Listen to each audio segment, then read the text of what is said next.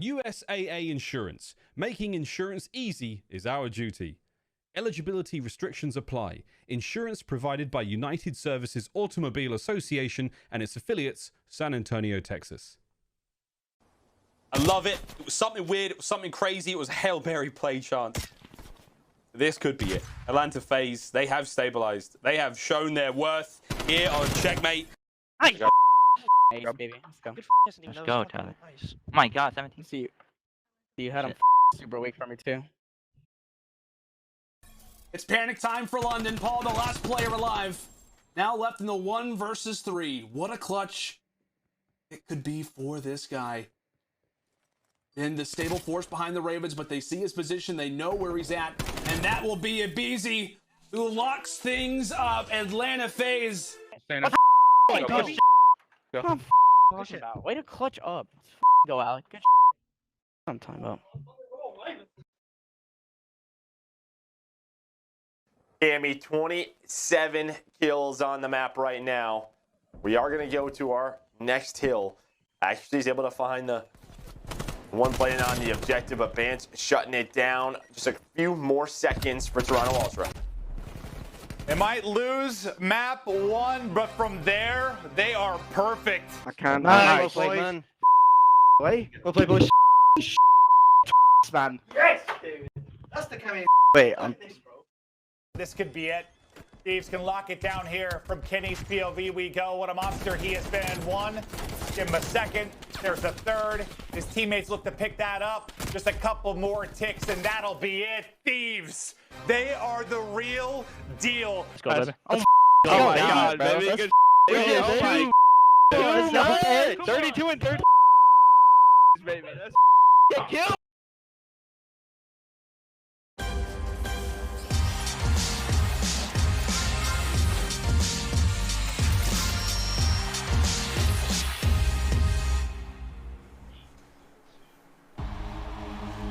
Welcome to day 1 of the Dallas home series. We are in downtown Dallas and it's the final week for teams to fight for positioning for Major 3.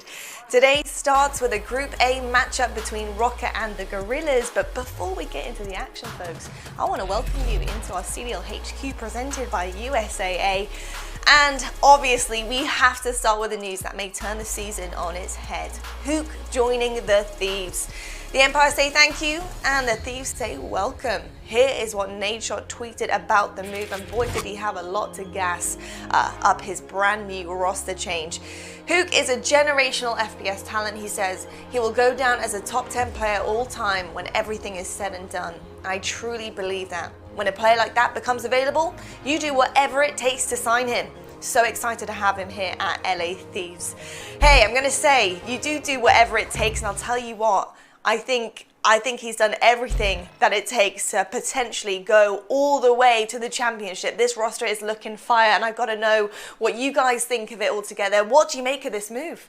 Yeah, well, first things first, if you thought you were going to relax after last week's matches, there was no way that was happening. Twitter was up in arms. There's just so much that went down, and, you know, we saw TJ's tweet. Everybody stared at it in disbelief. How is TJ going to be benched after they were just playing so phenomenal, regarded as a top 4 team in the game right now? And then it started to sink in a little bit. It's like, okay, if they're benching TJ, they got to be bringing in somebody huge. And they do that. They bring in Huke. This guy, like Nadeshot said, a generational talent. He's absolutely incredible in game. Great teammate. And, you know, coming over to the LA Thieves, I'm extremely excited to see what they bring to the table now. And this just proves to me that LA Thieves, they weren't just trying to salvage the year and develop new talent like Drazah and Venom. They want to win championships. That's what they're going for here, and the investment is surely there. Yeah, I'm right there with the Thieves. Just picking up Huke, it was shocking to every single body. Every single person who watches Call of Duty was not expecting this move, but the Thieves, they make the play. They make that move with TJ out, Huke in, and it's just completely shocking still to me now. Just watching this team, because they were around the middle of the pack, and just picking up Huke completely changes everything for this team, especially in that hard point game mode. I'm pretty sure TJ was at like a 0.87, and with adding a guy like Huke who's at a 1.10 on the season, their respawn is only going to continue to get better.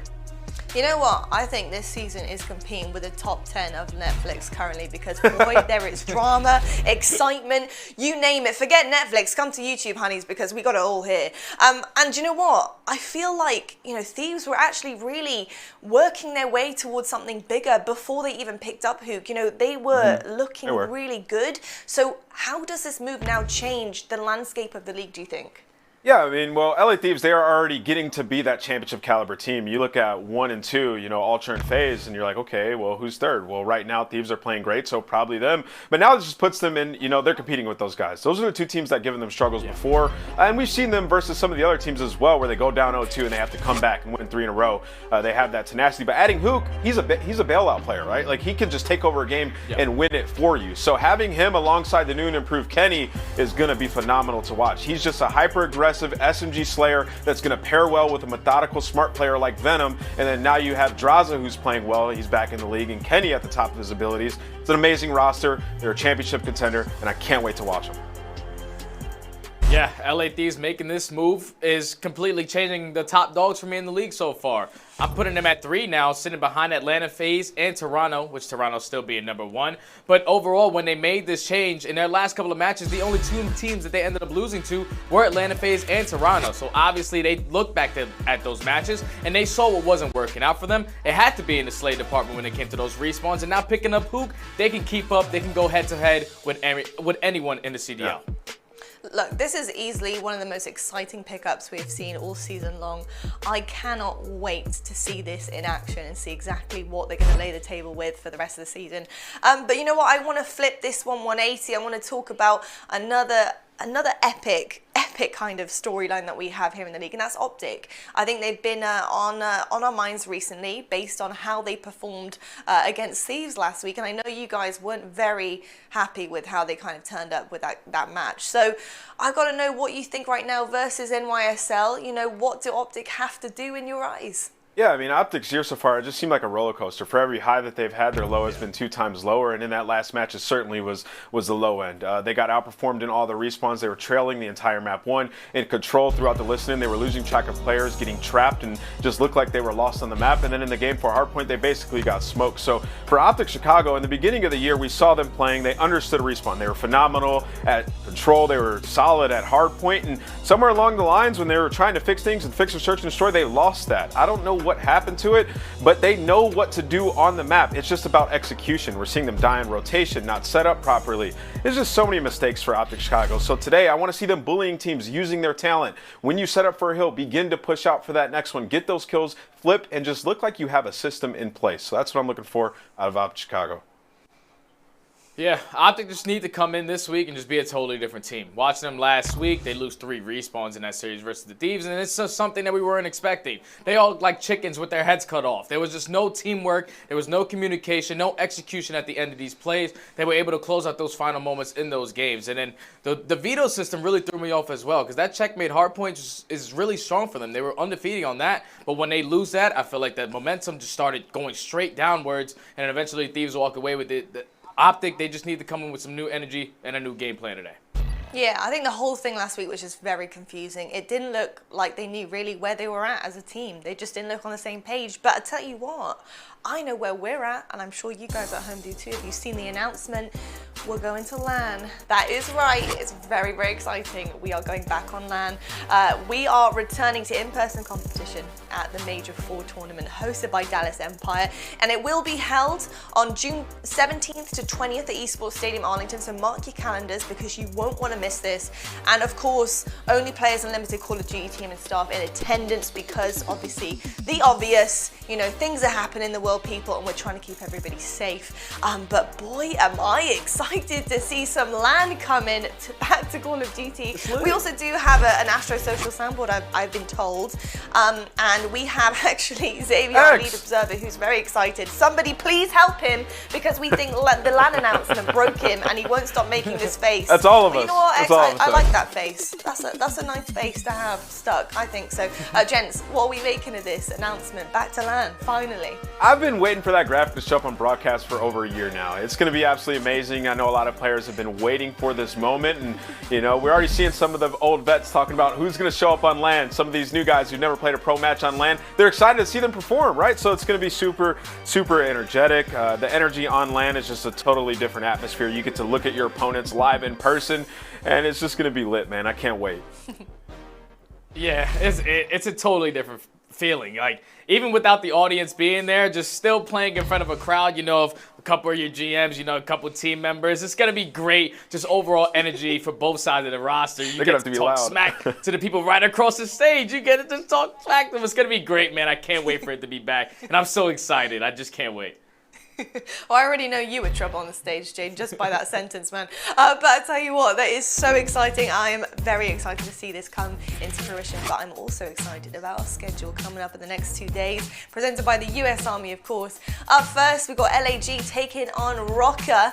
Then finally, after that last one of the day, NYSL takes on OpTic. We have a lot to talk about there, I'm sure. And then tomorrow, Friday, mark your calendars. You're not doing anything but sitting down and watching some Call of Duty League. Surge versus FaZe, Empire versus Mutineers. It's going to be wicked, and as you can see, we've got plenty of bangers coming your way. First match of the day, though, I hope you are as excited as I am. Let's see what Lando and Celly think about it. We've got Røkkr and LAG coming up after the break.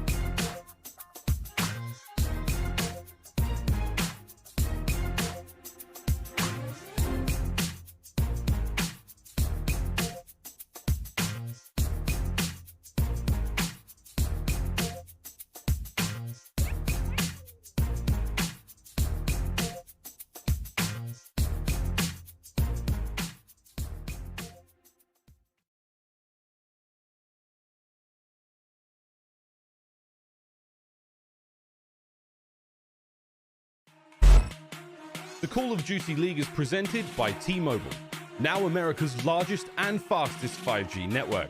Set your sights on the competition with T-Mobile, the leader in 5G.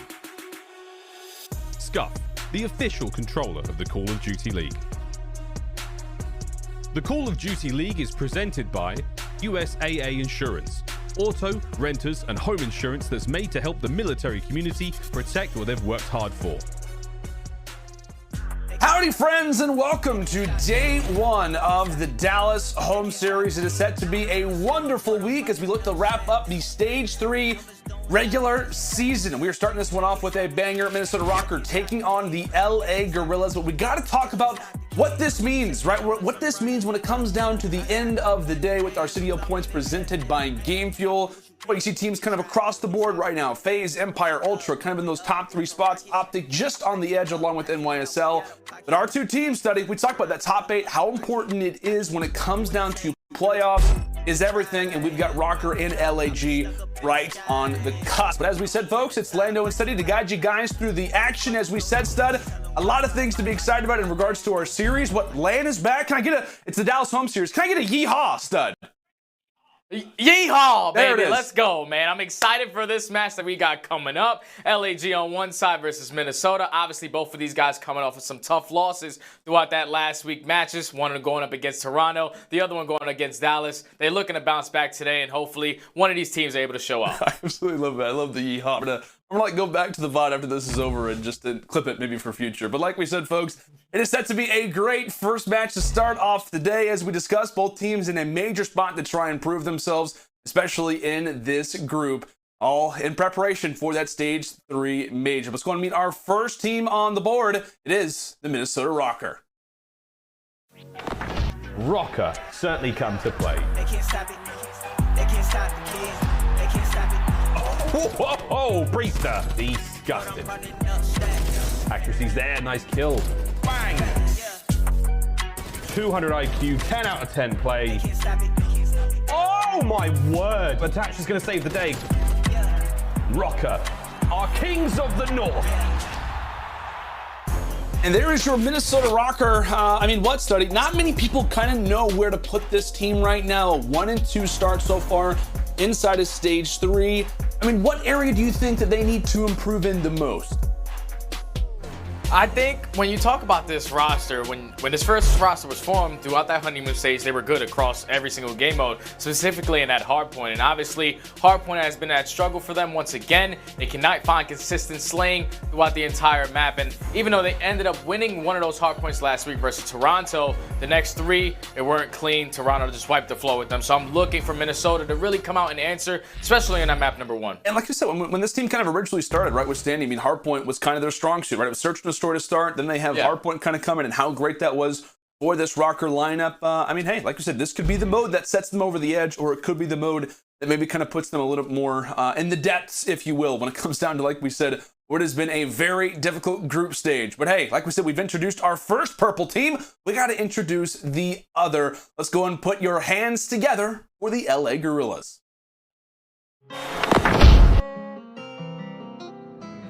Where my friends go, it was simple. When the ends low, switch the tempo. I got right, I got heart, I won't die, I'ma fight. I go down, bet I strike, I go hard day and night. Money on the line, keep calling. Money on the books, need all that. My kids, they'll be ballin'. Got a real bankroll, not for Instagram. My mama on the line, keep calling. Praying for me, know I need all that. Told me it's not about ballin'. Real blessed, but I'm still sinning, man. I got right, I got heart, I won't die, I'ma fight. I go down, bet I strike, I go hard day and night.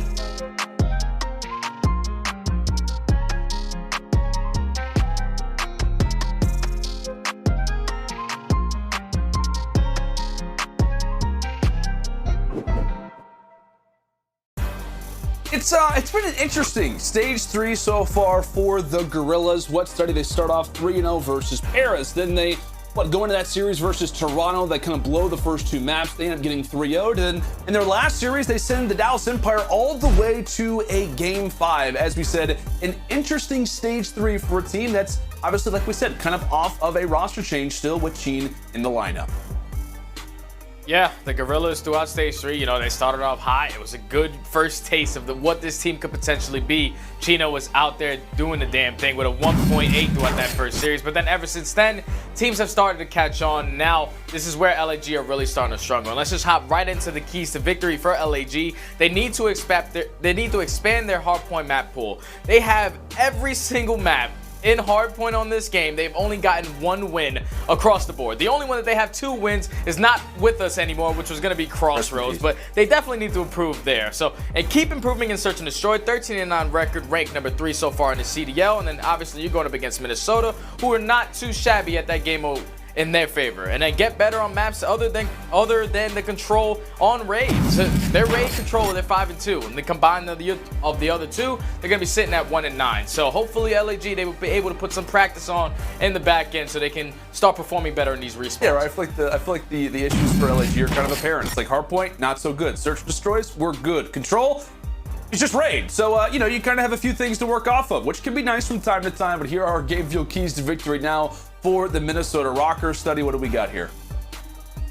And then the ARs, they just need to come out and play today. You have Accuracy and Priestahh, who just underperformed, both at a .82 versus Toronto. Inside and Cammy, they were just wiping the floor, and you cannot allow that to be able to do that against players like Assault and Chino. And then they also need to step up in the slaying performance for overall just the team in hardpoint, man. They're negative 34 in slaying. No one is over a 1.0 KD, and that's really bad because when we talk about it, when Standy was first added to this team, hardpoint was looking like their best game mode. And they need to step up in S&D versus the top caliber teams in the game mode. 2-6 so far in their last 8.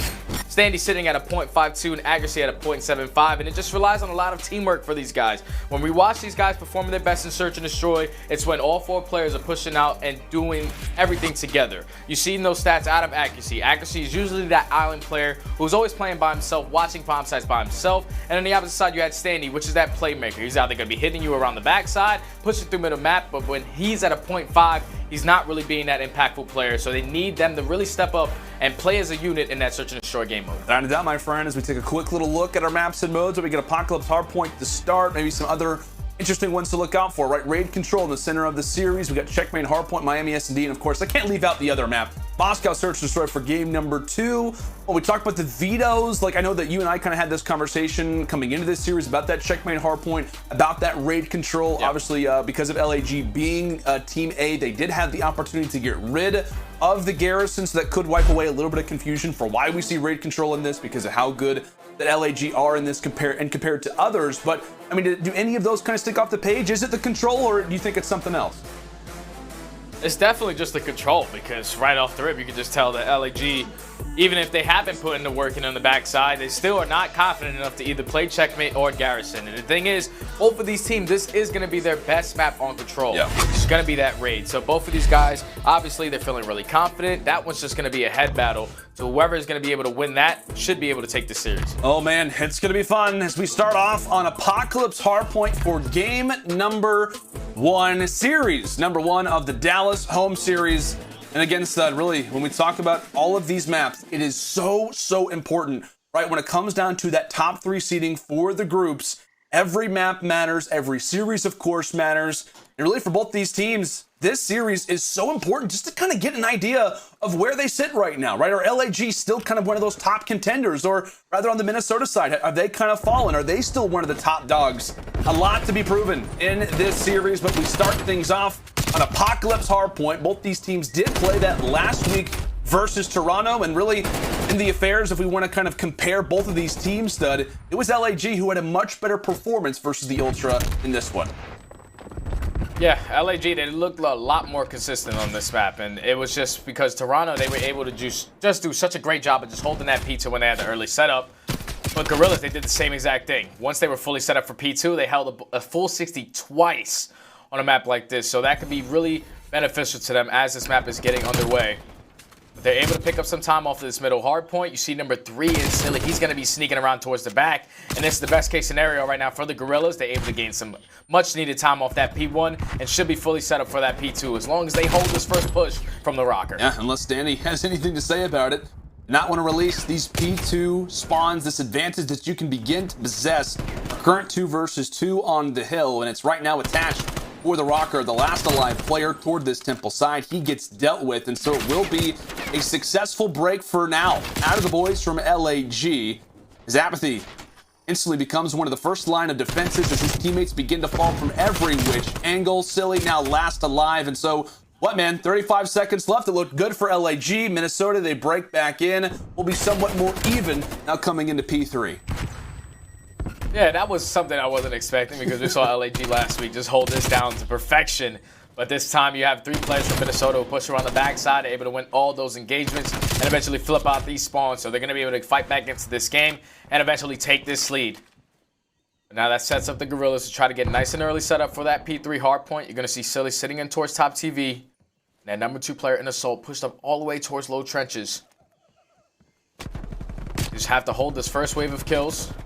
Able to take down 1, but aGeZy and Standy able to take down 2. That's going to be the 3rd, and then eventually these spawns are eventually going to try to start flipping. And Minnesota, they just did a great job at flipping those spawns. Yeah, it's a great break out of the Røkkr. Again, as we talked about on this map, right, it's really just a matter of a lot of up-close fights. That P2 to P3 rotation at times can be chained, I don't want to say easily, but a lot more effectively than many other maps as Røkkr are putting on display right now. They also do flip, rather continue to hold on to those spawns for a moment. It was LAG who had those back spawns or no man's land, but really, it's just been a solid position out of Minnesota for the moment. With 18 seconds left, the focus now begins to come in toward Turtle, and at least off the start, it is Minnesota here, as Adam Assault looks to put in the damage from the front side.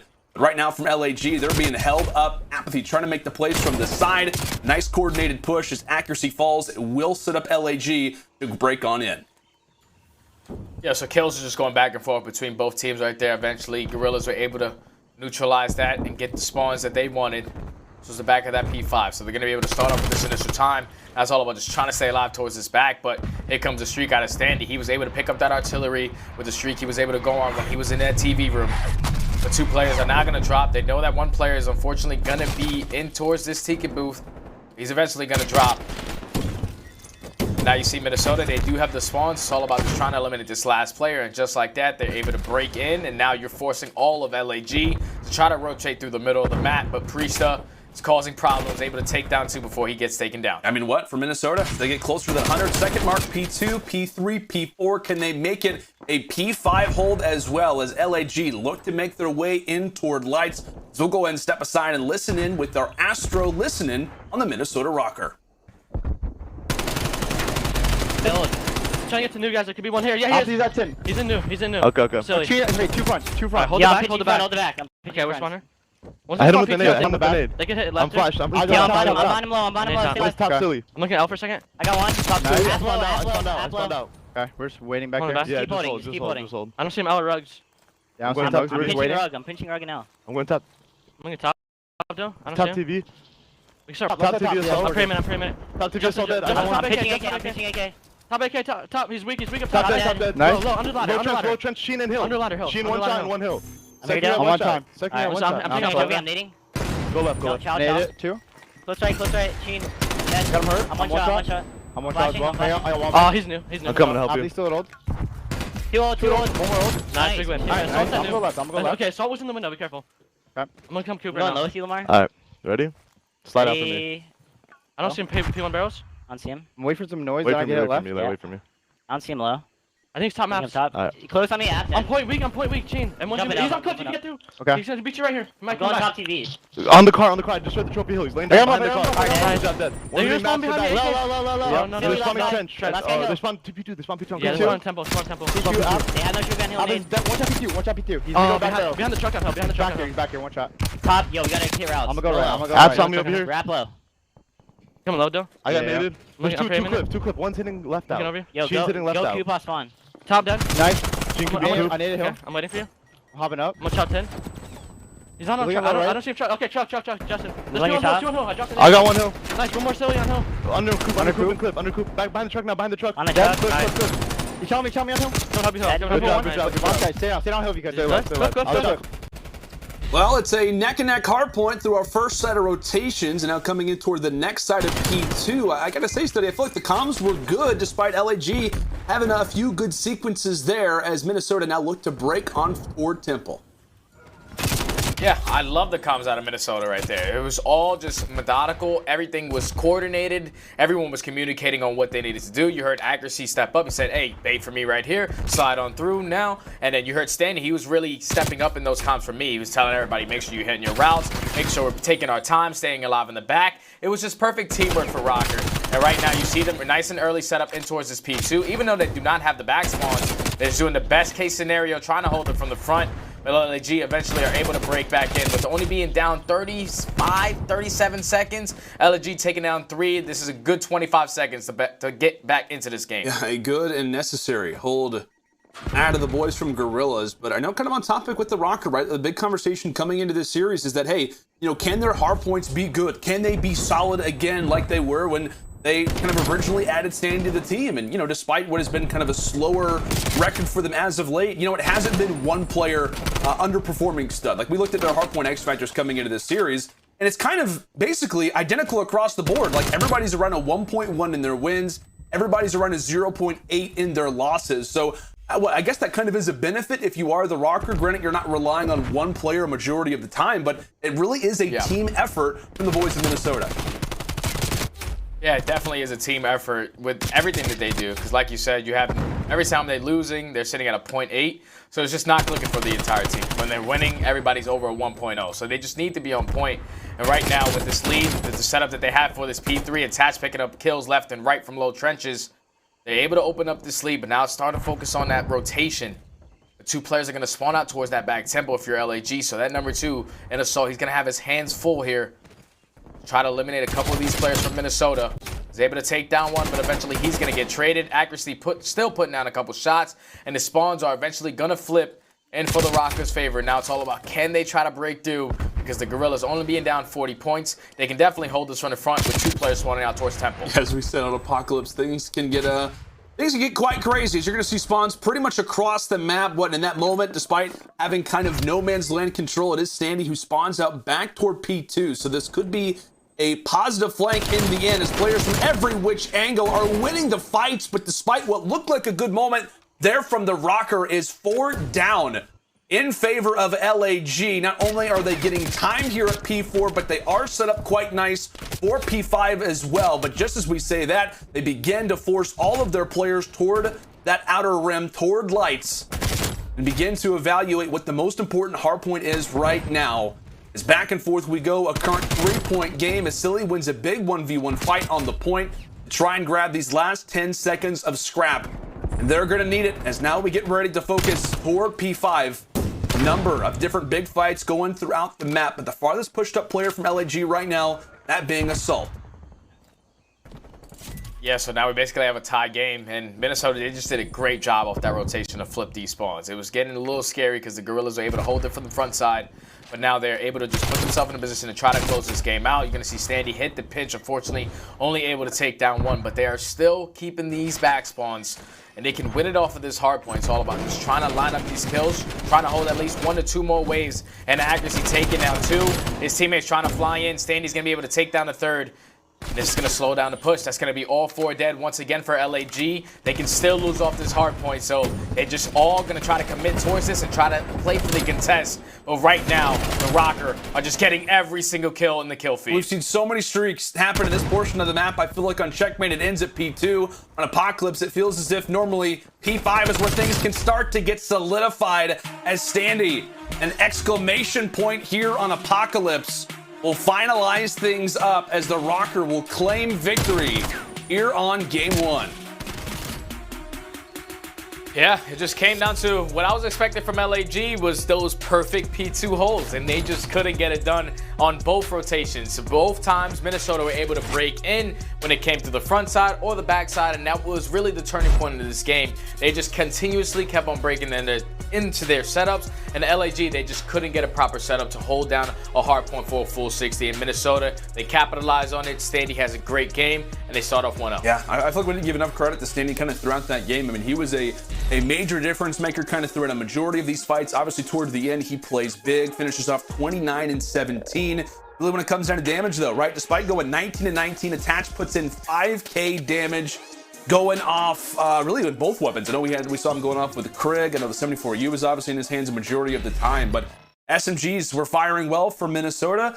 I mean, what said that was the game, but we said, hey, it's going to be a big one for them to try and take with that search and destroy up next. Minnesota kind of sweat off the brow to start this one off. Yeah, they definitely do. And hopefully, you know, starting into that second S&D, this is where we need to see LAG come to life because they are a 2-3-5 team. And now starting off 1-0, this is exactly what we expect out of that roster. Absolutely. Well, Attach has got it up. Up 1-0 indeed are the Røkkr with search and destroy Moscow up next for Game 2.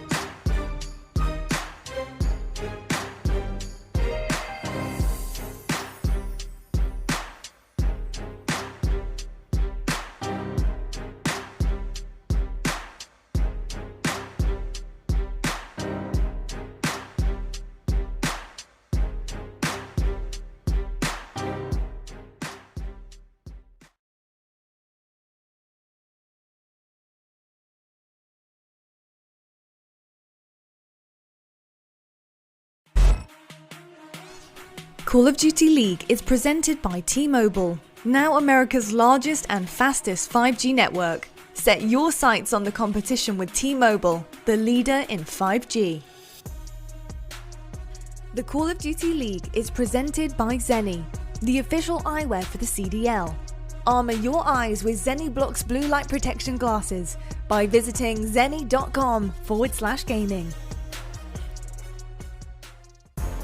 Hi everybody, and welcome back to the Call of Duty League. A solid start to our first series of the day between LAG and the Minnesota Røkkr. But let's go and talk some Cheen, right? Obviously, his addition toward this LAG team, it's been somewhat impactful, right? Both of these teams, really the kind of the story of the CDL so far has been these roster changes, even coming into this week with Huke in the LA Thieves, and obviously we see Decemate in the Surge. Like, there have been a number of different moves, and LAG cannot be excluded from that conversation. I gotta say, looking at the stats here, what have you made of Cheen's impact on LAG so far? I feel like Cheen, when you add him to this roster, his impact has been just great, because they have been consistently been able to fight through every single series. Not every series that they've played now has been a blowout, like the series versus Dallas last week goes all the way to a game 5. The series versus Toronto, both of those first 2 maps were really close. The map 3 obviously was a blowout, but just having this guy on your team, he's able to do it all. And he's one of those players that will just fill any single gap. He wants to be that player where you can look at him and just say, hey, you do this. He has no problem with that. And that's what I really love about Cheen, is because this team, they have so many adjustments that they want to make. Silly going to that sub role. Silly still picks up the assault rifle, but Cheen, he's just able to do it all. And for this team, he's really fitting well. I gotta say too, man, I feel like one of Cheen's best attributes, for those that maybe don't know exactly how he is as a person, is just really his attitude toward the game, right? He's a great person, in and out of the game, like we always talk about. We just want to see Cheen do well because of how awesome of a guy he is. I used to tune into his streams all the time. As part of the Cheen Burgers for a decent amount, and he's just a great guy. Always provides a lot to the communication, and that can really help out this LAG team. I know when we talk about just different modes, how the search and destroys versus the hard points have kind of played out. Nothing's too drastic for LAG despite his addition into the team, but I think in regards to the communication, just the structure of the way that this team wants to play, we talk about it's kind of that veteran type of play style, 4v4. They want to try and make you kind of fall into their trap, more of a slow-paced team, and we very well are going to be kind of administered to that in these search and destroys. I know commonly for the LAG sides that we always talk about, if we ever see them on Miami search and destroy, that the first 30 seconds, 45 seconds of a round are just okay, it's probably going to be a little bit slower than anything, but getting right into this Moscow search and destroy, it looks like a hard point based off the way that it started off, as aBeZy quickly finds himself on the flank. So we've got ourselves into a 2 versus 2. Salt and aBeZy versus Attach and Standy. Man, this round has been an absolute bloodbath on both sides. There was just three players on both sides committing towards that A site. Standy eventually is going to be able to hit the read pinch onto those players and take down both. But I love that play right there out of Minnesota. Right off the rip, we talked about it earlier on our keys to victory. It was just the teamwork in search and destroy. In their last 8, they've only been able to win 2. So it's just been relied on a lot of individual play, but they sent 4 players over towards that A site, execute the team push perfectly, and win the first round. And I know we talked about it, it was in our keys to victory in terms of stats and stuff, but when you're talking about you've played 3 series, you're kind of now hopping into your 4th year versus top caliber team in LAG. The stats, accuracy to 0.75, standing at a 0.52 so far throughout stage 3. That is never going to be able to get the job done. Yeah, it's definitely not, but, as they get more reps in, their main focus when this team was first formed was that hard point. So they got that underneath their belt. Obviously, it's been lacking in a little bit recently, but they got over that honeymoon stage. So now it's all about just focus on perfecting your gameplay. And Standy, he's still being that individual playmaker. Now left in a 1v3 is going to be silly. But so far, Minnesota, all these team pushes. That's another 3-man push to that A site.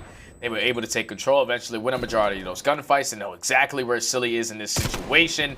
He's just trying to make a miracle happen, but eventually they're just stalling time for the pinch to come in, and that's just another great round out of Minnesota right there to go up 2-0. And I feel too, man, these first 2 rounds, as we discussed, LAG kind of more of a slower, more methodical team. They've just been kind of sprinted at, right, by the Røkkr. In these last few rounds, they have been trying to just overall be aggressive. I feel we're almost on a highway, and Minnesota's that fast, sports car, and then you just kind of the family just up ahead. They're just kind of honking can we get it going, please? Can we try to speed this one up? And LAG maybe somewhat out of their sorts to start off. Is again, at least maybe being able to retrieve some information out of those first 2 rounds. They can get somewhat of a better outlook, as it will be the 1-3 split. Granted that one player, being Assault, is hanging out toward mid. He'll make the rotation back toward B. Some tosses of utility out toward A. The current bait in play as Minnesota look to make the movement now toward that B site. As we said, slowly pushing up, taking their time. That bomb looks to get planted from Standy. Yeah, so Assault, he gains that information that all these players are committing towards the B bomb site, but for some reason, LAG, they only have one player wrap back in a very late timing. So Priestahh, he's able to take down one middle map, so that turns into a 3v3 situation. But Minnesota, they have full control of this bomb site. Chino's able to catch the player in accuracy, so that's going to open up the street. So this might be the opportunity for LAG to try, find that opening. They're able to take down Attach. Now left in a 1v3 is going to be Standy, and just like that, Silly's able to walk away with the kill and eventually walk away with the round.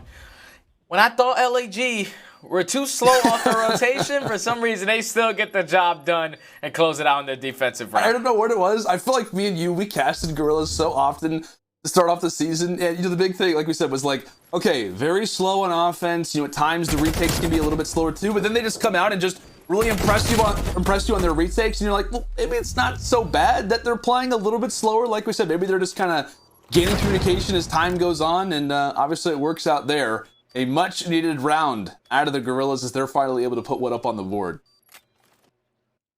See, so now you win that round if you're LAG. Now you're going into another offensive push. And the way that we like to see LAG play is slow and steady, work a rotation kind of late. But Minnesota, they're stacking one bomb site, and then eventually they're taking control of that and then allowing their teammates to wrap back towards the other. So once again, this is exactly what they're going to do. They're going to make sure they send 3 players towards A. Number 5 in accuracy is going to make sure he throws his flashbang towards middle, make sure no players are trying to rush towards middle map. He's just going to watch the street cross. But this is the LAG that we were expecting to see. Now, what can they do from here? Because it's looking like Minnesota, they're trying to get real aggressive through this A site. But Chino's here to slow them down.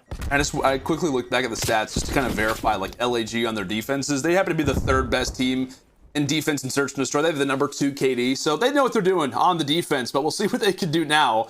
They made their way up toward the B side. aBeZy with a nice angle is able to catch out accuracy again for another first blood. Also is able to find another one onto Attach. A great start there out of Father App. It's really silly, just kind of gaining some information in the midst of bomb rotation now toward A. And really being in this 2v4 spot for Røkkr, it's never going to be easy. Maybe trying to catch somebody off guard, stop the plant. Nice angle there onto Silly. But aBeZy's able to take him down. It all comes down now to Standy in a 1 versus 3. 40 seconds on the clock. The bomb gets planted, and aBeZy is handling business. That could have got really scary. If Priestahh turns that corner just about 2 seconds before Silly's able to spot Standy in the middle of the map, he's going to set up Standy to eventually hit the pinch, and it could have just got crazy. But they were able to eliminate Priestahh out of this room, take control of this site, turned it into a 3v1. aBeZy, Father App, he's been playing well. I'm pretty sure that's 4 on the round, so give him the ace right there out of Big Papa. So that's going to put him at 5-3, trying to work towards some streaks in LAG. They're battling back into this game.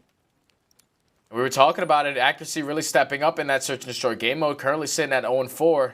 It's kind of hard when you're the island player, but definitely don't want to be sitting at a donut, so hopefully he kicks up for his team here soon. Like we said, kind of a slower start towards stage 3. I know Moscow has treated the Røkkr quite well, at least when we talk about the last major. Sorry, OpTic fans, know the match is coming up next, but you get the point.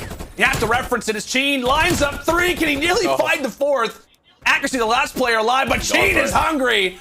I don't know if he ended up getting it. We'll have to see maybe toward the ending final round playback, but what? Nah, you gotta give it to him. Right there, you gotta give him the pistol kill. He gets 3 right there.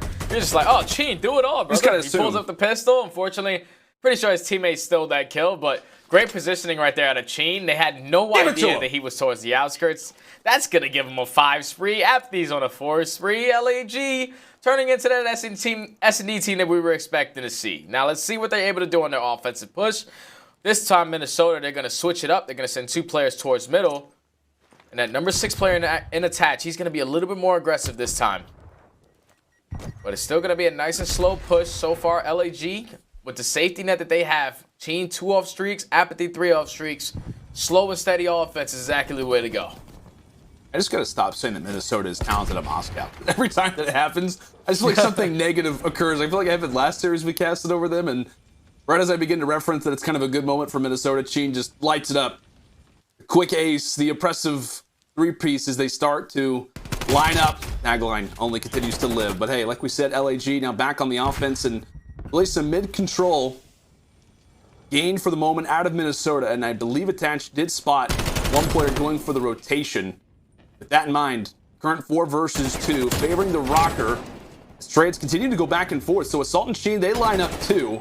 If Sheen can line that player up, it would be the streak. It also would give him a much better chance locking up the 1 versus 2, but he gets tagged up. Accuracy, a much needed kill for him. And Røkkr, they reply with their 3rd. Just the adjustment right there on the defense. Attached taking control of middle map. He's able to get that first blood onto Mr. Father App. And once he's able to do that, he's just stalling enough time. He forces Chino to try to overextend through middle of the map. Sets up Standy to set up the crossfire from that Eskies. So now we're all tied at 3-3. Accuracy gets on the board there. It's going to give him 2 kills on the round. So far, if you're Minnesota, I'm going to exactly what worked the first time. The only thing is now I'm making sure that Chino is not going to be towards outskirts. Right. And that's exactly what they're going to do. They're going to send 4 players over towards the safe site. Chino, once again, is in that position, but they're being a little bit more aggressive on him. Silly's going to be set up for the crossfire. They take down Chino, and just like that, they're going to have full A control. Should be able to work this bomb play as you catch both players from LAG off the rotation. It's just a positive. Wait, oh, but aBeZy, he catches him out. He catches Priestahh, who's on the other side of the bomb. So a great moment out of Father App. 7-4 right now. Can he make it 8-4? But no, the explosives will do the damage. Kind of an odd sequence there. Stuff like we said, Minnesota, they took over. A Priestahh plants for the other side, and really from there, they just get decimated. They get destroyed. Yeah, I can't believe that they put themselves in a 3v2 situation, and then they plant the bomb for the opposing players' spawn. I guess they just didn't think the rotation was coming in that fast? Yeah, that quick. LAG, they just rotated into the building really quickly, and Minnesota, they just didn't take advantage of it. They get aBeZy able to get a 2-piece on the round, eventually turns it into a 2v1, and they close that out. LAG just found the opening. It was perfect timing to just push off the rotation, get the player off bomb. Eventually, they find the other players, and now they find themselves up 4-3. And look at what they're doing on their offensive push. They're being aggressive towards mid-map. Who would have thought we would have seen this out of LAG today? They're going to look like they're going to try to jump into this B-bomb site. But with that stun coming into that window, it should give the information to the Røkkr that they're going to commit towards this B site now. aBeZy leading the way. This guy's frying. Really throughout his entire career, we talked about it. When aBeZy is frying his teams, so much momentum on their side. But speaking of momentum, really a breath of life for the Røkkr team has been Standy as he looks to try to make the play on the flank. Meanwhile, it is Silly getting down and dirty early for the first blood. So it will be the 3 versus 4 retake necessary for Minnesota. Priestahh looking for a big fight toward the backside boulevard, but Cheen playing the outer angle, making things look solid as Priestahh and Accuracy hanging out toward the side. They get dealt with, and it will be another LAG round. As you said, Sud playing more aggressive. They're able to lock things in, and really, Cheen, just with this angle, gets involved in our last 2 fights. And this is the thing about Minnesota Røkkr's S&D that's really been struggling recently. It's like you see Standy in that position. He went for the super late flank and tries to commit and make a play for his teammates, even though his teammate did get first blooded, so he has to try to make a play there. But I would like to see more Rat back try to retake that a little bit more together instead of relying on individual plays. Chino's going to spot that out all the time. He's currently sitting at 9-4. He's a player that always eats island players alive. Always that player that's going to catch the player off the flank, and he catches Standy right there. So I found themselves up 5-3, 1 round away from closing this out. In Minnesota, they're going to switch it up this time. They're going to commit towards this B-bomb site. But the only thing is Salt is going to be towards that deep street. Accuracy is able to stay alive and give that information to his teammate. It's going to force Assault to back up. The only thing is, if you're Røkkr, you can rotate this straight through the middle of the map and try to get to A, but they're going to put this bomb down towards B, and now it's going to be a 4v4 retake. Actually continuing getting the fight early. The opening engagement, aBeZy drops as well, now down to Silly and Cheen. We've seen a lot of clutches up to this moment, but not sure how well this one's going to work out. Again, 25 seconds on the clock. Cheen does catch the ankles there of young Standy. It all comes down to Cheen, 1 versus 3. What a moment this would be if he could clutch it out, but with really the time remaining, putting himself between a rock and a hard place. So Minnesota don't vend to go for the rotation, but it does work out. Another offensive victory here, Stud. Yep, so now they find themselves at down 5-4. Minnesota's going to be on defense. And so far, LAG, they have committed to that B site multiple rounds now. They like to work slowly up the middle. The map slowly puts up street. So let's see what adjustments Røkkr can try to do here. I really liked when Attach went towards that middle P1 area. He was helping accuracy off the crossfire. But 5-4, round number 10. LAG are going to be on offense. It's looking like, once again, they're going to go 4 players over towards that B site. Minnesota, they're doing that same exact setup that they had in the very first round. 3 towards A. Accuracy towards the middle of the map. But they're being so aggressive towards his B bomb. Accuracy now, he's going to have to wrap back. The information does come into his teammates. But LAG, they should be able to get in towards this B bomb uncontested and work this bomb plant. They pretty much issue, like we said, out of the 3 lanes we have on Moscow, they just allow for Boulevard to be wide open, and that will give LAG the opportunity as the plant is in, but here comes Attach on the flank. Able to take down the first, so first blood awarded to them.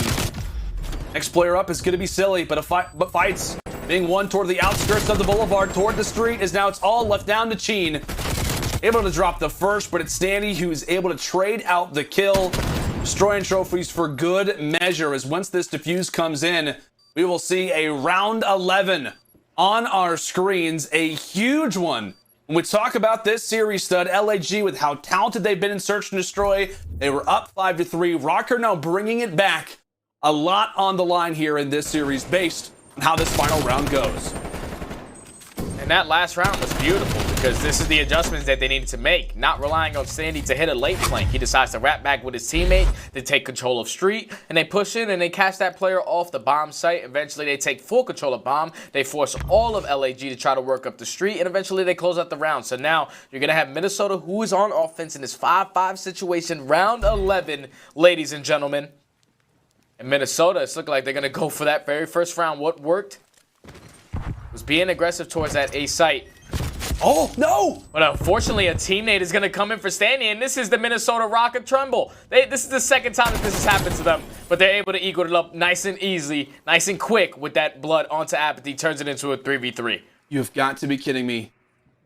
The teammate, and then LAG try to back up. They're like, cool, we got the first blood, we don't have to do anything for it. Catch aBeZy, but there's the nade. Priestahh lands it on Silly, tells him to catch. As now it's a 3 versus 2, Cheen and Assault. It comes down to the ARs and most likely close quarter situations, but they take down accuracy to start off. A 2 versus 2. We all start to exhale. Cheen goes for the quick shoulder, does get the info. Really waiting for the wraparound out of Assault. When can the timing be there? When can the cavalry start to arrive? But there's the first, and it comes down to a 1 versus 1, and it will be Assault who wins the engagement, finding the 1v1 versus Standy. Nades aplenty, a heck of a round 11, but it will be LAG who clutches it out and stays alive despite the early advantage.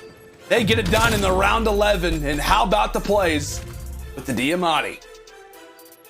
Man, those nades that round 11 were insane. You get a team kill right off the rip, then a perfectly thrown nade, Semtex through the window looking like a young Brady out there trying to win a Super Bowl. And then LAG, they just walk in, they turn it into a 3v2 situation. That's where that teamwork really came in. Assault and Chino, they single out accuracy on the street, take him down. Now, it was really bad timing because Chino was watching that wrap back. When Priestahh unfortunately turns the corner, he wasn't able to get the kill, but it was the play out of Assault right there. The play out of Assault to go all the way from street to wrap back through the middle of the map, come up through the side door outside of P2, while Chino was staying alive the entire time on street. That was just such well coordination out of Guerrillas right there to close that one out. That was a good Search and Destroy game. Oh, but that's so heartbreaking. Right after Minnesota, we talk about like the issues that they've had in round 11 versus the positives they've had in round 11. Another teammate happens again, and unfortunately for them, like we talked about how the round could have looked differently. Like granted, they do find the instant trade onto app, but still, nonetheless, we got to take a look back at this one. We got to take a look back at that round 11, of course, here for our U.S. Army tactical play. this round, this game, it really had it all. But what we start off and what, man, it's just, I think just on the stairs, maybe the level of elevation, Standy just hits attach. Oh, that is a rough way to go out. Again, despite finding the first blood versus app, as you call it, just kind of toward the stretch here, LAG, they get it done in a moment where they arguably have to get it done. Yeah, so right here in this 3v3 situation, the bomb eventually is going to get planted. Priestahh, he hits the Tom Brady of Tom Brady Semtex right through the window, perfectly timed on Silly to turn it into a 3v2. But now, with time ticking, you see the way that Adam Assault and Mr. Money Cheen work towards his street. A nade comes in from Assault that makes accuracy overextend towards the right side of that bus, which gives the easy kill to Chino. And right there you see Chino. He was watching the flank the entire time. Perfect time and was able to turn that corner before Priestahh gets there. But look at what Chino's doing. He's staying alive, just throwing shoulders, making sure that the opponents are able to spot him as he's allowing the pinch to come in from Assault, eventually to close out that very ending round. It was just such a beautiful play because they know both players have Assault rifles. It's going to be really hard engagement, so if you're trying to just fly right into that B bomb site, but they take the long route and it works out for them. And just like that, Money Cheen, he was my MVP of the map, just making plays left and right. Now we're all tied at 1-1. You broke it down perfectly, my man. Cheen, his influence in that round 11 was excellent. At least peppers up, right? The final player in order for Assault to come in and come through with the clutch. But folks, it has been a crazy series to start this one off as we are 1-1 coming in toward raid control. You do not want to miss it. It's the Dallas home series. Day 1 continues after this.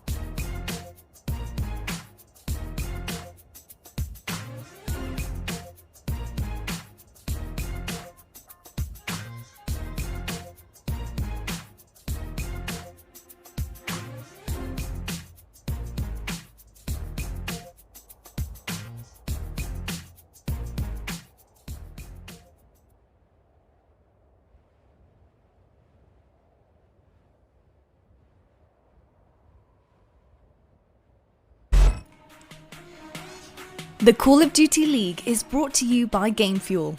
Use code CDL 2021 for a special discount on GameFuel.com. Tournament audio and team listenings are powered by Astro Gaming, the official headset and mix amp of the Call of Duty League. The Call of Duty League is presented by Seany, the official eyewear for the CDL. Armor your eyes with Seany Blocks blue light protection glasses by visiting seany.com/gaming.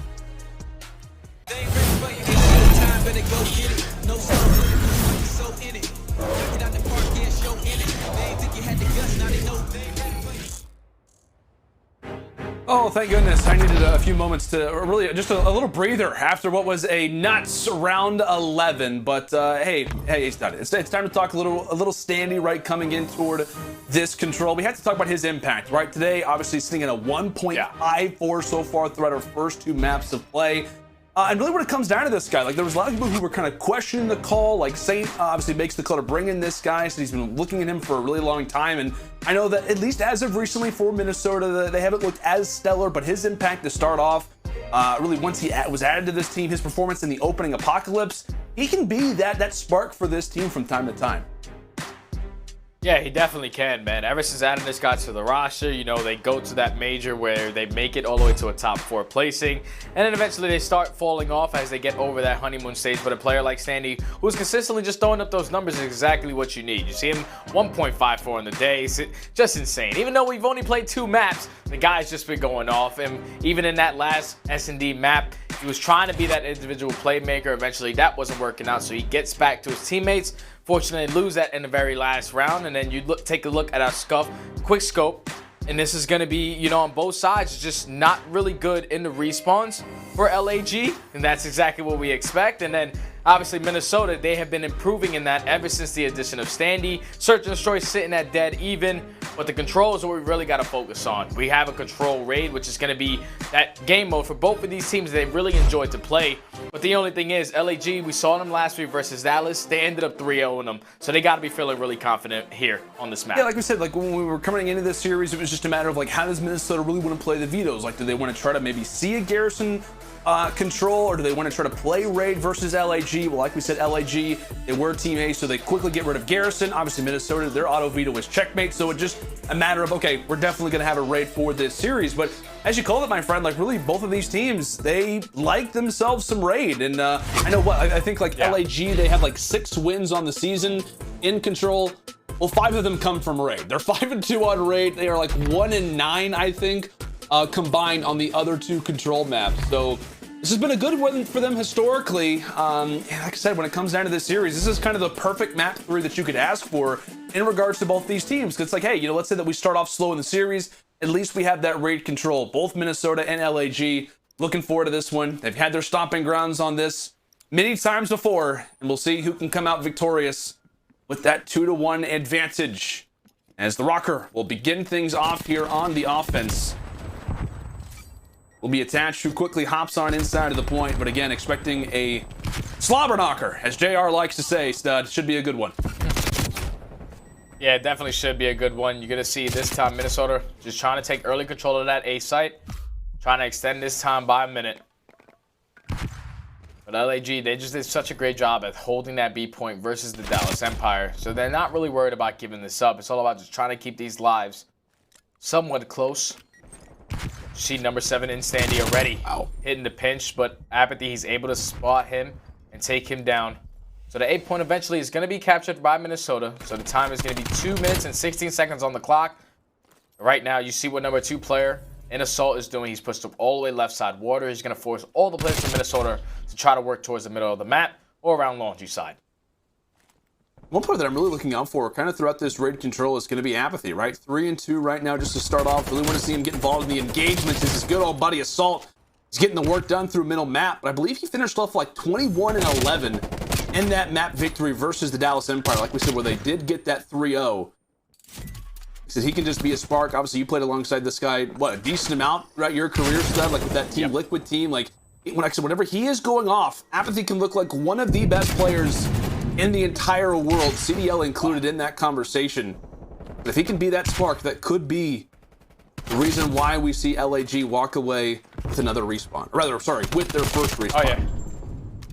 Without a doubt. aBeZy, even when I teamed with him, when we were just a crazy duo, because when I was going off, I always knew that he was going off. And that's the thing, and that's so scary, is that the guy is a 2-time world champion for a reason.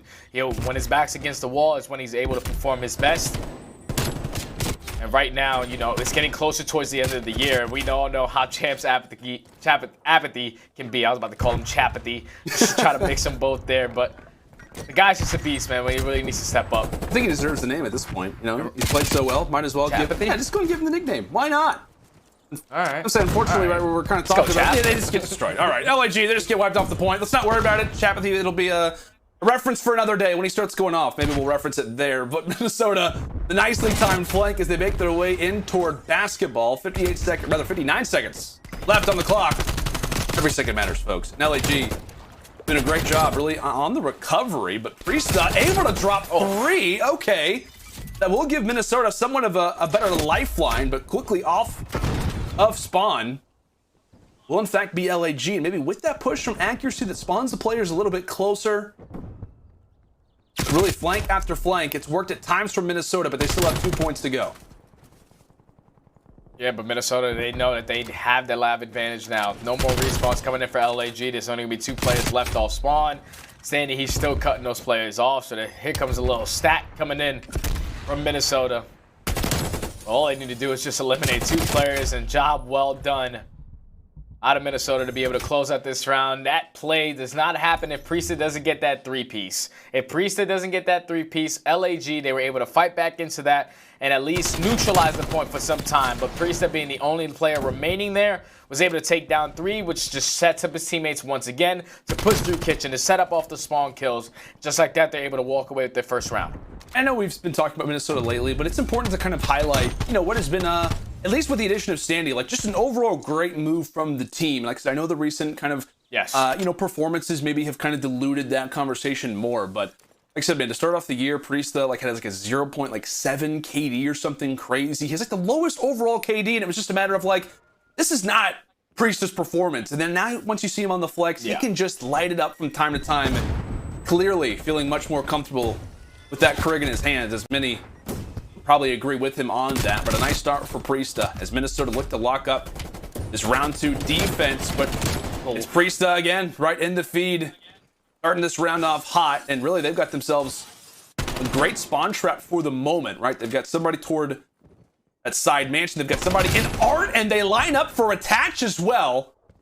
A 12-6 start for Attach as he finally falls. But my goodness, this has been a brutal start to this round 2. LAG were hoping for some good momentum coming into this second round, their opening offense, but it has been shut down to start off. Everybody rolling on sprees, and now it's Accuracy's turn. Sitting on 6 in a row. Can he make it 7? You bet he will. Finally drops, but nonetheless, the slang presence has been felt as Minnesota up 10 kills. Minnesota just have full map control.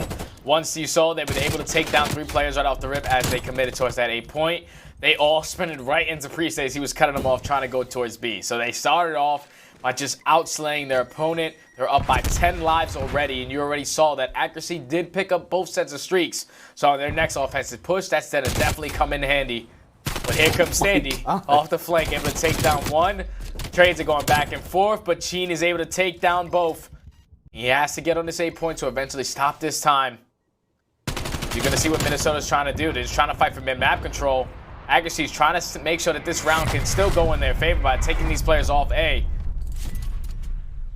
So with 25 seconds remaining on this clock, they need to try to capture this 8 point, and they're going to be able to do so. Time is going to extend by a minute, but the only thing is they're down 9 lives, and they're trying to fight for map control. As you see, number 5 and Accuracy pushed them all the way in their base. Yeah, like so with Accuracy up in that position, it's just never going to make life easier. Gene drops early as the onslaught now toward the kitchen from the Guerrillas will get halted for the moment. You see aBeZy, he's trying to make the play, looking to try and shut down Accuracy. Is able to do so that will free up at least one portion of the map. No shots coming in from behind. Still continuing to do damage up close. That's 4 in a row, and they're starting to even out that life count. Again, what was a solid start out of Minnesota. Now within 4 lives, granted 48 seconds on the clock. And Accuracy, he still does have the streaks. So here comes the cruise missile stud. Yeah, once you invest that artillery, you got to make sure that you invest this as well. You cannot lose this round if you're Minnesota. So you're going to be able to get them off of that point for a little bit and try to gain some more map control as Attach is taking control of that middle map. Able to take down 2 players and eventually play his life, but they still have to try to worry about Chino in towards this Tiki area. Finally, aBeZy is going to get taken down. Attach is still controlling all of middle map, able to take down both players. Last player alive is going to be Chino, and just like that, aBeZy left in a 1v8. I know you're a 2-time world champion, but there's no way in hell you're going to be able to walk away with this round with 15 seconds remaining. You're going to see all the players just taking their time, trying to find aBeZy, and just like that, Minnesota, they invest 2 streaks on the round. They were making sure that they weren't able to lose that, and now they find themselves up 2-0.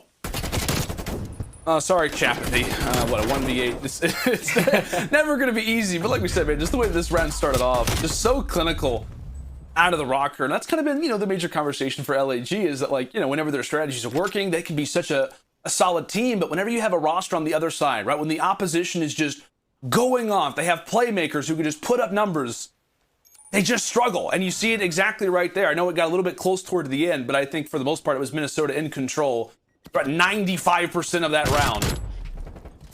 As now we'll get to see what they can do on their next offense. The nade lands yet again.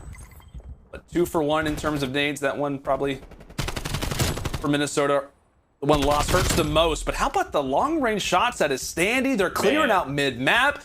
They're looking like a force. They've yet to die, stud. Yet to die. Yeah, they have yet to die. And Itachi's working towards some streaks. So him being able to get this capture point eventually is going to get a little bit more progression towards that. But the artillery is going to be in. Here comes the team fight out of Standy and Itachi trying to take control of Kitchen. Currently on a 6 spree and on a 5 spree is Standy and Itachi. This submachine gun duo has really came to play on this map number 3. See, Itachi's just taking his time. He's just trying to pick up the streak because he knows how important this is. Not committing too hard. He's forcing the players from LAG to try to change their positioning, but he's going to call that in, force the players to try to wrap in towards money. But 2 players from his team are going to drop down. This is going to slow down that push. And if you ask me, that artillery strike wasn't really good usage because his teammates drop at the same time. But as of right now, LAG, they're just trying to hold Kitchen, trying to keep this map control. Fights break through. LAG able to win a majority of them despite Priestahh winding up on the flank. Will be another player here. That is going to be Standy, and he does win both. So, granted, that does shut down the overall push from the Røkkr. Standy had a moment to maybe hang on for the time. At least kind of extends his life toward the rest of those pushes. But as you said, man, it was like basically Attach comes through with the streak. He's like, come out with your hands up. And LAG's like, you don't really have to. We're kind of in the kitchen, and it just doesn't really work out too well for Attach's side of things. But again, streaks been a problem so far, causing issues for the Guerrillas as they desperately look to seek their first round. Really kind of based off the map position with 43 seconds left, you are going to see a majority of Minnesota going toward that A lane, going toward that P1 position. And really it could come down to just this single team fight, how Minnesota can do given the fact they are in the LAG base, but that's going to be 2 quick ones. Priestahh and Standy, they level it out. And he does win that. That could be a moment. 20 seconds left. Again, the streaks, they've got them. They've got plenty of them. They're trying to win it. They're going to go for the win, trying to knock players off of spawn. They will look to hop inside of the point. So here comes the stack. Here comes the play. Priestahh is able to win the first. Standy, he's got a fistful of fury inside of the kitchen. Silly, he falls to the basketball court as the stack is in. One player from Minnesota maybe could get there, but no, they look to get on it at the same time. And one of the more one-sided controls that you will see, a solid 3-0 reply out of Minnesota despite the crazy round 11. They're able to bounce back in a commanding way here, stud. Yeah, just the way that Attach and Standy are able to maneuver around this map. They just hold down mid-map control the entire time. It's so difficult for players on the LAG side to try to fight through the middle of the map, trying to take control of Kitchen because Standy is always in there just finessing. It's either him or Attach who are just shutting down every single possible play that LAG were trying to commit there. And that's exactly what they were able to do, man. Standy goes absolutely off on that map number 3. He was able to pick up some streaks, and he times it perfectly. He knows that Attach, your artillery wasn't really that good, but don't worry, mine's is going to be a little better. They were able to take down 1 player. His artillery takes down 1, and he still was able to keep control of Kitchen and eventually put these LAG players in a spawn trap. LAG just couldn't fight for any map control. It was really difficult for them to try to just get going on that map just because the aggression from Minnesota was just too much to handle there. Oh man, what, 24 and 15 out of Standy, again, just putting in the damage in regards to into these respawns. I know like we kind of called on him throughout this series, you know, what can he kind of do? And he answers the call, man. He absolutely answers the call. As I believe here in just a few moments, we'll have our USAA coverage moment, just to kind of recap what we've seen so far throughout the series, man. It's, like I said, it's been kind of one-sided for the most part. Like, we're looking at that search and destroy. The round 11 goes differently, and then kind of where do you have this? It very well could have been a Minnesota 3-0. But this, again, is going to be our USAA coverage moment. And the player that we're going to be looking out for is Father App. Good old Father Apathy. Again, major rounds in that search and destroy. And really, it comes down to this round 4, just kind of reflecting on what was a crazy search and destroy here, stud. As we said, it was Apathy making the plays. Yeah, I'm pretty sure Father App, he gets the ace on this round. And it was just the aggression that he was able to show in towards that B bomb, able to take down the first blood and then catch the player as he was trying to rotate in towards that site. But you see LAG just taking their time, rotating the bomb site all the way across the map. And then aBeZy just still keeping that aggression up.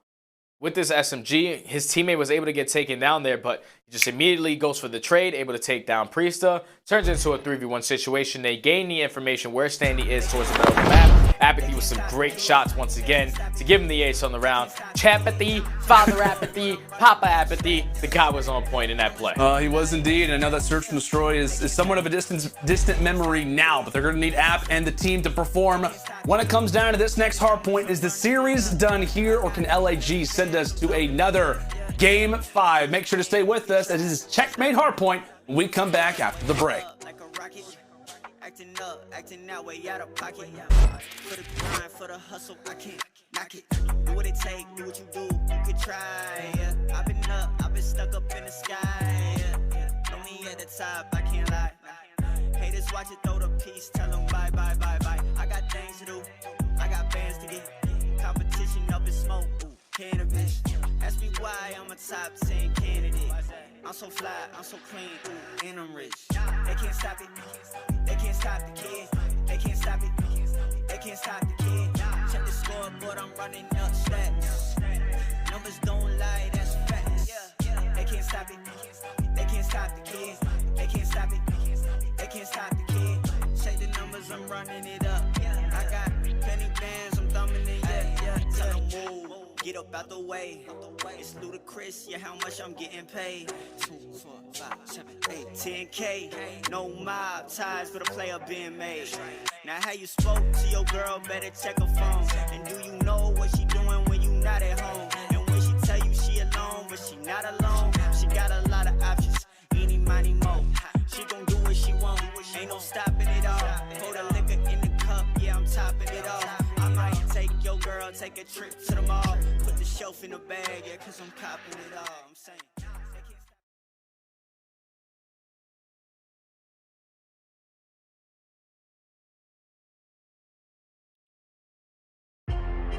Welcome back, folks, to the opening day of the Dallas home series. As we said, it is the final week of the Stage 3 regular season. How have we got here?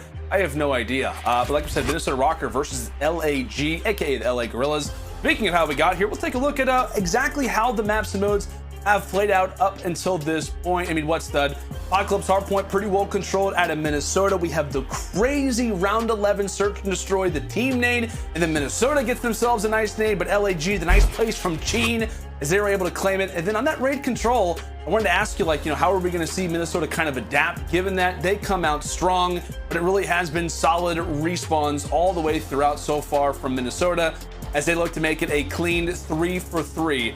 As you look back at a few of our stats, Stud, it has been Standy so far throughout this series who has been so dominant.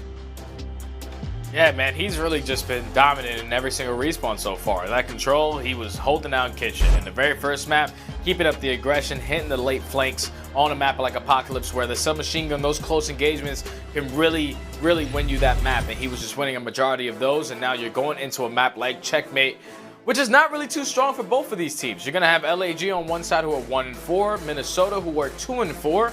But I really feel like Minnesota should be able to close it out here. The reason why that they lose a majority of Checkmate is just because obviously they're not able to keep up in the killing department when they're spawning all the way across the map. But their P4 to P5 rotation hasn't really been the best. When they are able to get that final 20 seconds off that P4, they get the spawns for P5. But then that one push from the opposite team is able to break their setup eventually, and then it's going to spawn them all the way out. So hopefully we get to see the adjustments out of Minnesota this time around to making sure that they're playing their lives a little better for those 60 money hills on this map like Checkmate. Yeah, and I know, like, when when you talk about that P4 to P5, I know that was kind of the issue in their series versus Paris, right? To kind of break it off, yeah. Right? It was the 250 to 169 loss, and really, like you said, it was kind of the P4 to P5 issues that they began to suffer.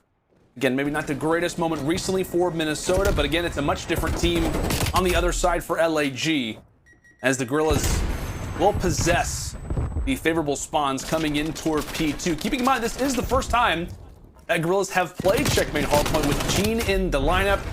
But his dominance at times with that AR from range, how maybe helpful he could be for this team. At least to start, not all that helpful really from anybody on the Guerrillas, as it will be a clean 20-0 start from the Røkkr, as they'll finally look to go ahead and press on into the HB.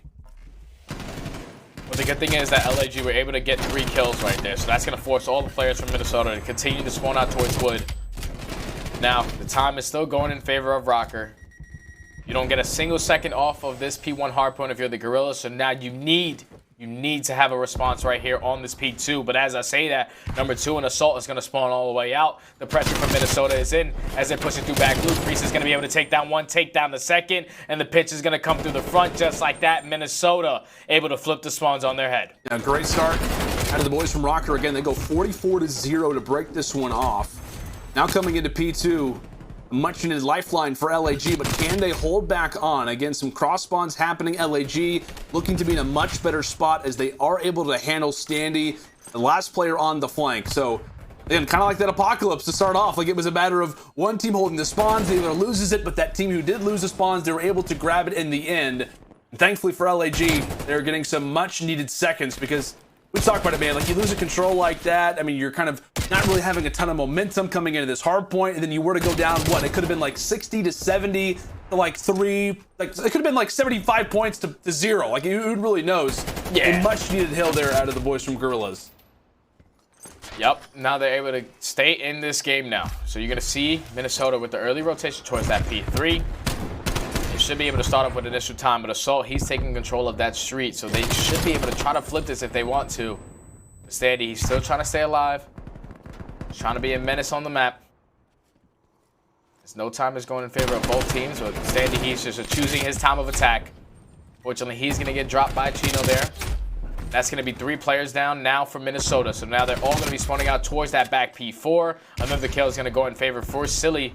You see number 2, he's trying to set up for that pinch spawn just in case. But all the time is still going in favor of the Guerrillas. This is the best case scenario right now because a couple more kills and you'll be able to flip these spawns on their head once again. As we've talked about it, a huge map right now for the LA Guerrillas as they look to send us to a map 5, a lot on the line in regards to that stage 3 major here for Group A. We'll go and step aside and listen in with the communication for LAG as we look to see how great they can play on these next few hard points as we step aside, like I said, for our Astro listening to Guerrillas. Right. You're still players. I got one. I got a kill for you. AC, I got him. 2. There's a break. They're both inside. Nice! I broke, nice. Push up their side. I got the trophy. He's a little weak in yellow crate already. I'm nading this side. Actually, might push it. I think he's still in there. AC. Back up. Challenge. I am. Yellow crate, no close. I'm helping you. Priest might jump over. I got you. Make sure. Drop. We're missing one. I might not right. Could be playing. Get one right. We're missing one. It's eLLeY, right? It's eLLeY. I don't see him. I'm wrapping right. Go ahead. You're nothing holding me. Not playing. What's holding me now? That's 3-0. Playing Dylan. Stay. I think he's flying up B-wing. Dylan. He's gonna be on me. Yeah, he's in front of you. Got him. Nice job. Stay alive. I'll flash him back steps or something. I need our pillar. I'm one wood. Hit him on Nate early. I have no trophy, guys. Gotta get back steps. I'll flash. I need a trophy. He's a low B-wing. No. Nice. Sit down. I want no pillar. More. Still pillar, guys. I can probably exit. I got naded. I have no trophy still, guys. He's shot me. I got him, Brian. I'm shooting him. I'm gonna have a trophy too. I didn't want to try to push him. I'm flooding time. Run away. Front right pillar. You're good. I got you. Stay down. ELLeY close right. One's our graffiti. I have no trophy. No trophy. Brian, one's our graffiti. Graffiti. I'll get your front, Sheen. Graffiti. Top viewing. I'm twice. I'm funny hill. Brian killed me. I got first time. Last time probably. He's close. You, absolute. Nice. Stay down. I think he's top B. I'm replaying time with you. I'm down. I'm one shot.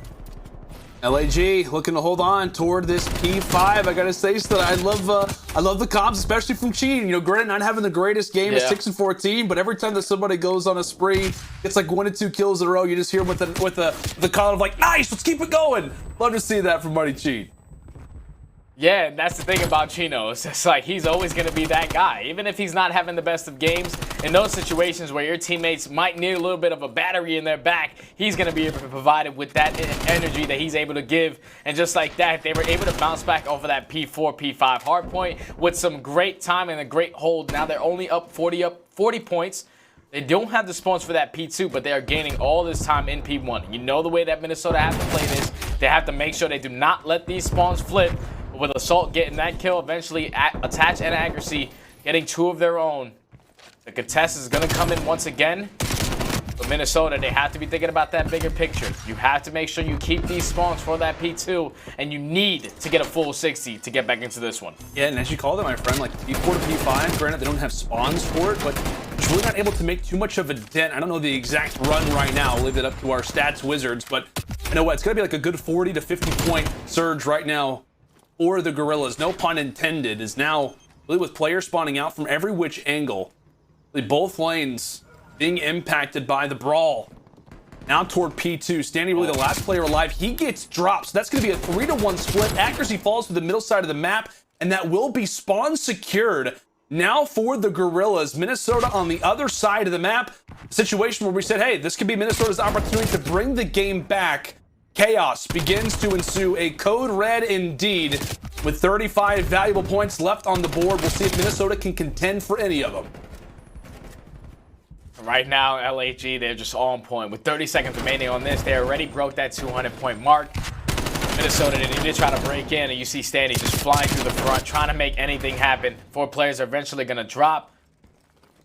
With 18 seconds left, if you're LAG, you still have the time to push this. All you need is 50 seconds to be able to close out this game. So this 12 seconds is going to look pretty good.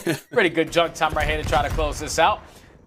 And it's going to force Minnesota to eventually set up off that rotation to try to get a full 60 on towards this P3, but kills are going back and forth. Papa App is making all the plays, 23 and 13, having such a great bounce back map after that map 3.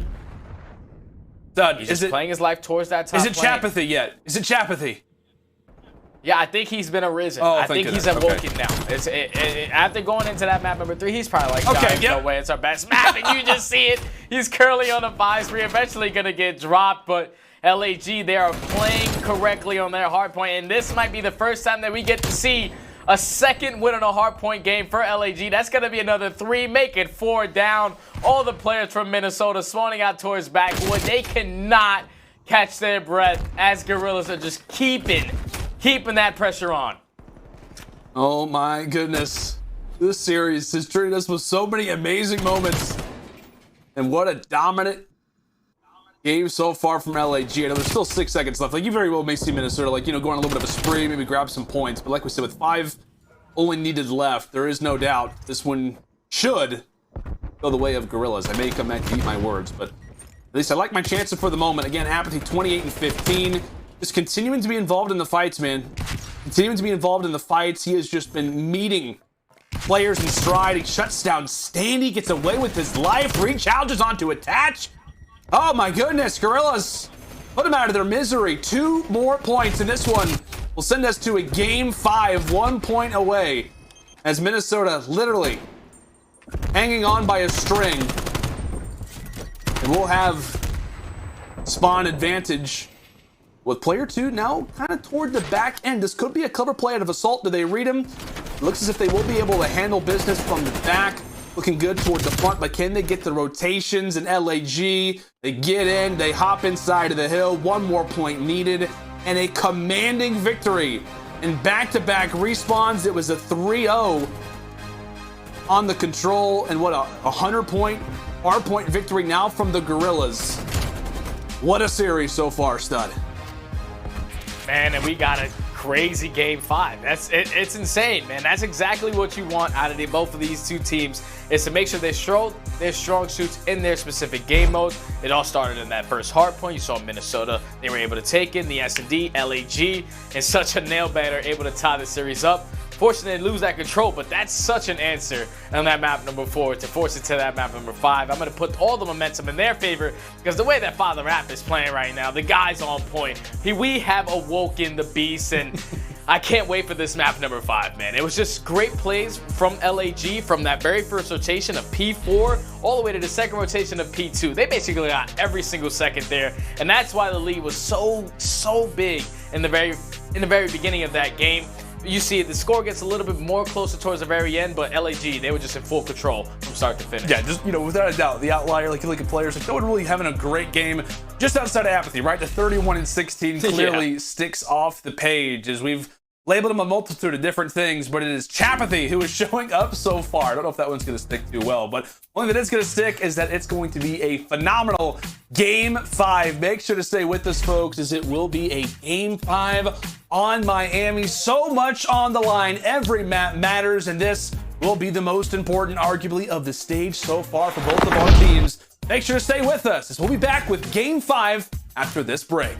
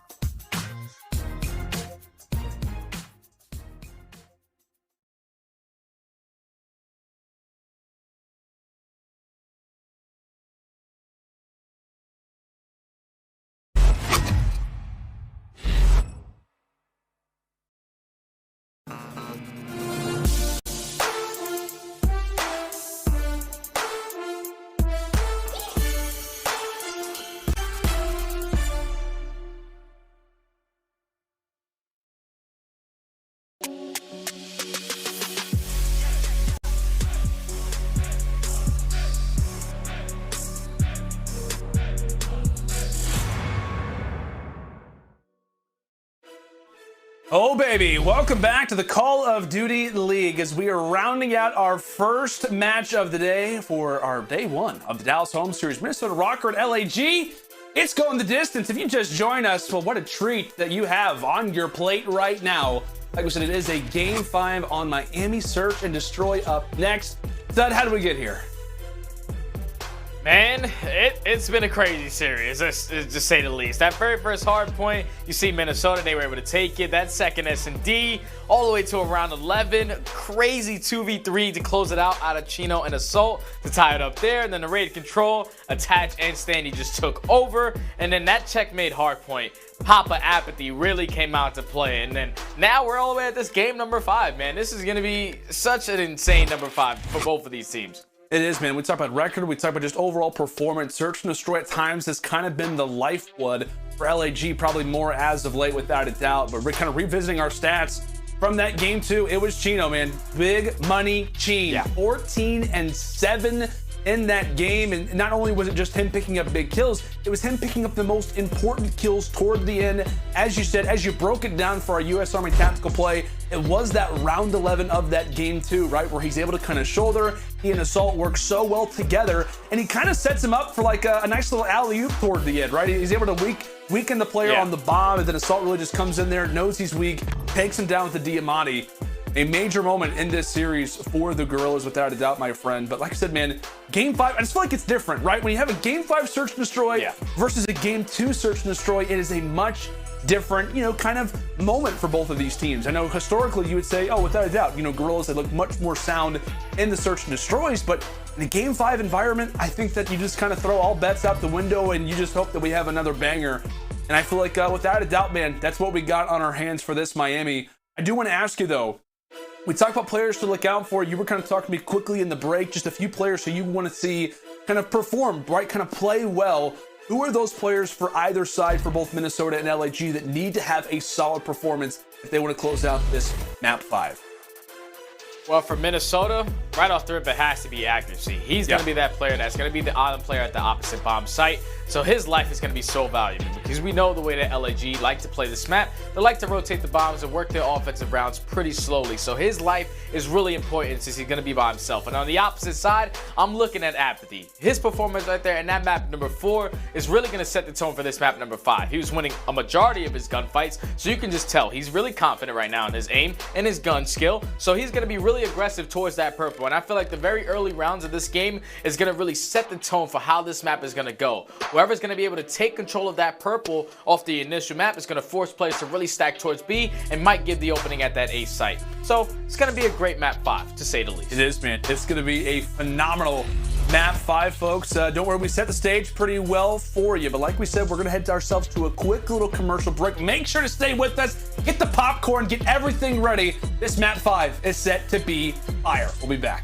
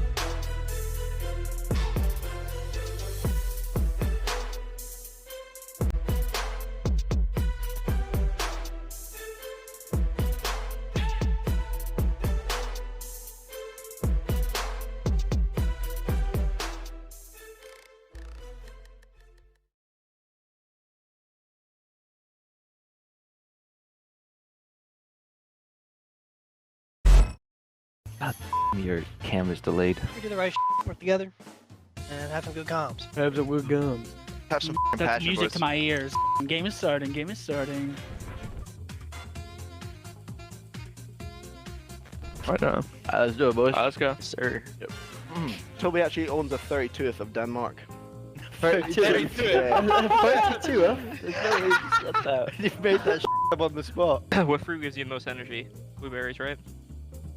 Out of all these, like apples, oranges, strawberries. What do I look like, a fruit expert? Could be. What is the 32th? Right? That's a thing. I don't know. Is that not a thing? I don't know. There is no way that's a thing. A 32th. One at the top. I know what you're saying. 32. Would you guys support me if I did TikToks? Till game starts. Would you support me if I did TikToks? No. I want you. Cut that out. Cut that out. No, we keep that in. What's we the keep answer? 32 up in. Get in a circle, we're gonna do a prayer circle, okay? I have a trophy too. We gotta line up our trophies. Alright, this one is named Ralphie. This one's named Frankie. What is this one? Ralphie, Frankie, and... What the Oh, yo! That's sold. Okay, soldier. I'll take it that far. Are taking a 5er. I got the groovy camo on because I'm gonna be groovy around the map. I mean, I like that show. I'm gonna be groovy around this. That's him. I'll see you later. It's a tough crowd out here today. I'm in my element right now. What element are you? Earth, wind, fire, water? I'm a legendary one that has everything. That's got to be the best one, right? Yeah, that's what I'm thinking too, no bully. I feel like the main character in a shonen right now. Oh, I'm your COD uncle. What? I'm the cool uncle though. Like that. Little 10 ping action. What do you say? What do you say about that? Trust when I say that. I love that thing. Trust. 6 ping on Val, bro. Like, we need that. Yeah, you eat that fucking banana, dude. I've only went golfing once and I actually broke the driver in the driving range. I hit the floor too hard and The Oh thing, my God. what's it called? The club, the bottom of the club went further than the ball did. Indeed. Right. Oh, yes, sir. Copy. Actually, game is starting now. Go ahead, guys. What the? Okay. Alright, smooth calm. Alrighty, folks, welcome back to the Dallas Home Series. Again, it is day number 1, and what a day it has been. We're not even through our first series yet, and I've got the tingles. Let's just put it that way. Minnesota Røkkr versus the LA Guerrillas. You're still waiting on this Game 5 to start. We're being told it could be some technical problems. I'm not worried. Stud, are you? I'm not worried. Are you worried? I'm not worried. No. No, I'm not worried at all. Oh, we've done an hour before. We'll be all right. Hopefully the game gets up soon. Oh, boy. I'm a little worried. All right, come on. I just want to be in the Game 5 It was already. the Guerrillas, too. I'm not going to throw any shade or, say that it's anything to do with the Guerrillas, but I don't know. It's not us. That's all I'm going to say. We're just going to hang out. We're just going to have a great time. Like I said, we'll look at the game. I have faith, Stud. I have faith. This game is going to be starting very soon. But in the meantime, we got to talk about what this matters, right? Why does this matter? It's because of that road to the major. But man, we're looking at this group alpha, and it has been nuts. Like, we just look at this one, obviously for Toronto's side, like they've been great. You talk about Dallas right now, kind of their position, but really it is Minnesota, it is LAG trying to fight for that 3rd seed, and really this series would make all the difference in terms of trying to secure that. Yeah, because Toronto, they're sitting at 4-0, so they're basically going to be able to walk straight through and do that winner's side, and Dallas sitting at 2-1, and everybody else sitting at 1-2, 1-3, whatever the hell it is. It's really good for both of these teams because getting that second win underneath your belt is perfect because you got that last final match, which really can show if you're able to make it to that winning bracket match. And with both of these teams, the way that they're both sitting at currently at 1-2, this win is huge on both sides. Yeah, I don't know all the stats. I know I'll probably be like yelled at if I try to label anything specifically because I'm just horrible at math and just how all the calculations go. But just know, if you are a fan of one of your teams, or if you are a fan of Minnesota Røkkr, if you're a fan of the the Guerrillas, you just really want to win this series. Yes, I don't know the overall implications, but anything is humanly possible, I would say at this point. But you really just want to win, right? You want to secure this Game 5. It gives you a much better chance, of course, of getting that top 3 seed. And losing it could be all the difference. But like we said, man, Miami search and destroy. We're ready to go. Like we said, no problems here, no issues, no delays. Miami search and destroy will be our final resting place for what has been a phenomenal, illustrious, excellent series. It all comes down to this, that when it comes down to records, like, do we have a favorable team in Miami search and destroy? I didn't actually look on screen. I don't know if they showed the stats.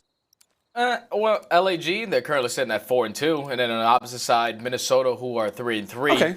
But the only difference is in Game 5s between these two teams, you're gonna have Guerrillas who are 3-2 in that, but Minnesota who are 4-2. So the pressure might be a little different. And Minnesota does have the advantage there. But in the very first round, we're gonna have LAG committed over towards that A site.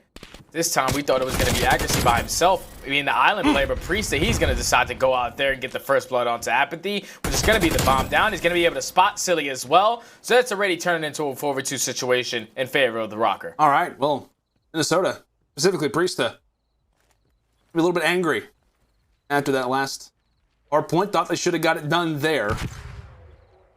Assault, slowly making his way through. Just nice little crawls. Maybe could catch accuracy off there towards second story, but again, a 2 versus 4. Time starting to wind down. Shots begin to echo throughout Miami. Both positions are made aware. Big fight. Assault can possibly win it, but he has to dip on out. Standy, meanwhile, is quickly there on the flank. Assault look to try to soften him up. The nade will do. Now it all comes down to Money Cheen in a 1 versus 4. 18 seconds left. And I'm going to go ahead and go on a limb here, Stud, and say this one's probably going to go the way of Minnesota. Yeah, this one's probably chalked. He's at least able to take 1 kill down with him. So now with about 10 seconds left, you see all the players from Minnesota not fully committing, but Chino knows that this round is basically impossible. Priestahh is going to be able to take him down, so that's going to be 3 kills to Priestahh on the round. That play doesn't happen if Priestahh doesn't open up with the first blood onto aBeZy. You see him right here. He gets team shot from both players, but just some great shots onto aBeZy to able to take him down, and then a good heads-up play to take down Cellium as well. Shuts down the play from LAG, and this is where it can get a little scary because the way that Minnesota decided to play that round, they took complete map control, took control of beach, they took control of top purple, so they gave Guerrillas no opportunity to try to play for anything. And right there, they were able to win their very first defensive round. So now, going to hop on board with an offensive push from Minnesota. And it's looking like they're going to be a little aggressive towards B. And this is what I like. Just to set the tone nice and early. It's going to force those players who's the second player at that A site to eventually wrap back and 3-stack this. But a little too early to the show. Salt is going to be there. And right now, Minnesota just working through low garage. But aBeZy may have found the angle, right? They know that 3 players are going to at least be here. One on the other side. aBeZy, the trigger discipline, the wonderful plays out of aBeZy. Able to drop the second. Standy, the last player alive, toward the bomb. Accuracy's on the other side of the map, for God's sake. I don't know how Standy's alive right now, by the way. I don't even think LAG are aware of how he managed to slip through their grip. But without a doubt, aBeZy making the major plays toward the garage, as Minnesota will be kicking themselves once this round ends, or maybe once they go back and watch the VOD, for how did we let him expose us there on the flank. And he is going to finally be found. 38 HP. He will survive at least to see a few more seconds, but only 1 second, really, at the end of the day. And Silly, how about the plays from Justin Fargo? The quick reaction, the nice little shot punch there. All right. I didn't know he had the hands, but he does. Definitely had the hands right there in that engagement. I thought it was a shot punch, not a punch shot. That's right. And that's exactly what he was able to do right there. Turns it now at 1-1 apiece. So Minnesota, their play just gets broken right there by aBeZy. He just comes off the flank, able to take down 2 players. Eventually plays the slide perfectly. I gotta ask you really quick. So take full control of the map. What's more impressive, the fact that aBeZy does that, or that Standy survived? Like, no, it's definitely the fact that aBeZy I know, does but that I think it's still at least kind of impressive. Like, I don't know how Standy managed to live there. This doesn't make any sense to me. No sense whatsoever. Definitely does it, but Standy, the way that he's shooting, he's able to open up with the first blood on towards top perp. And this is what I'm talking about. It's just them setting the tone, being aggressive towards top purple. Fortunately, they're going to give him that position now, but getting that first blood, you see Standy going to be playing nice and slow towards the staircase. He's going to force LAG to try to work through. Able to spot Priestahh in the middle map as well. The #1 player in Chino is going to be working low garage. Standy once again is able to take down the second. Here comes the challenge out of aBeZy, and they know exactly where it attaches. They need to try to locate him and take him down. And just like that, Papa aBeZy is going to turn it into a 2v2. aBeZy is a one-man wrecking crew. Nobody able to shut him down right now. As again, the current 2 versus 2 actually pops up into the, rather toward the back street. Trade comes in, so it will be a 1 versus 1. aBeZy versus Priestahh, and the AR will win out despite how solid the shots have been from App with the 74U. On the other side, arguably the same impact felt on the Røkkr end out of Priestahh.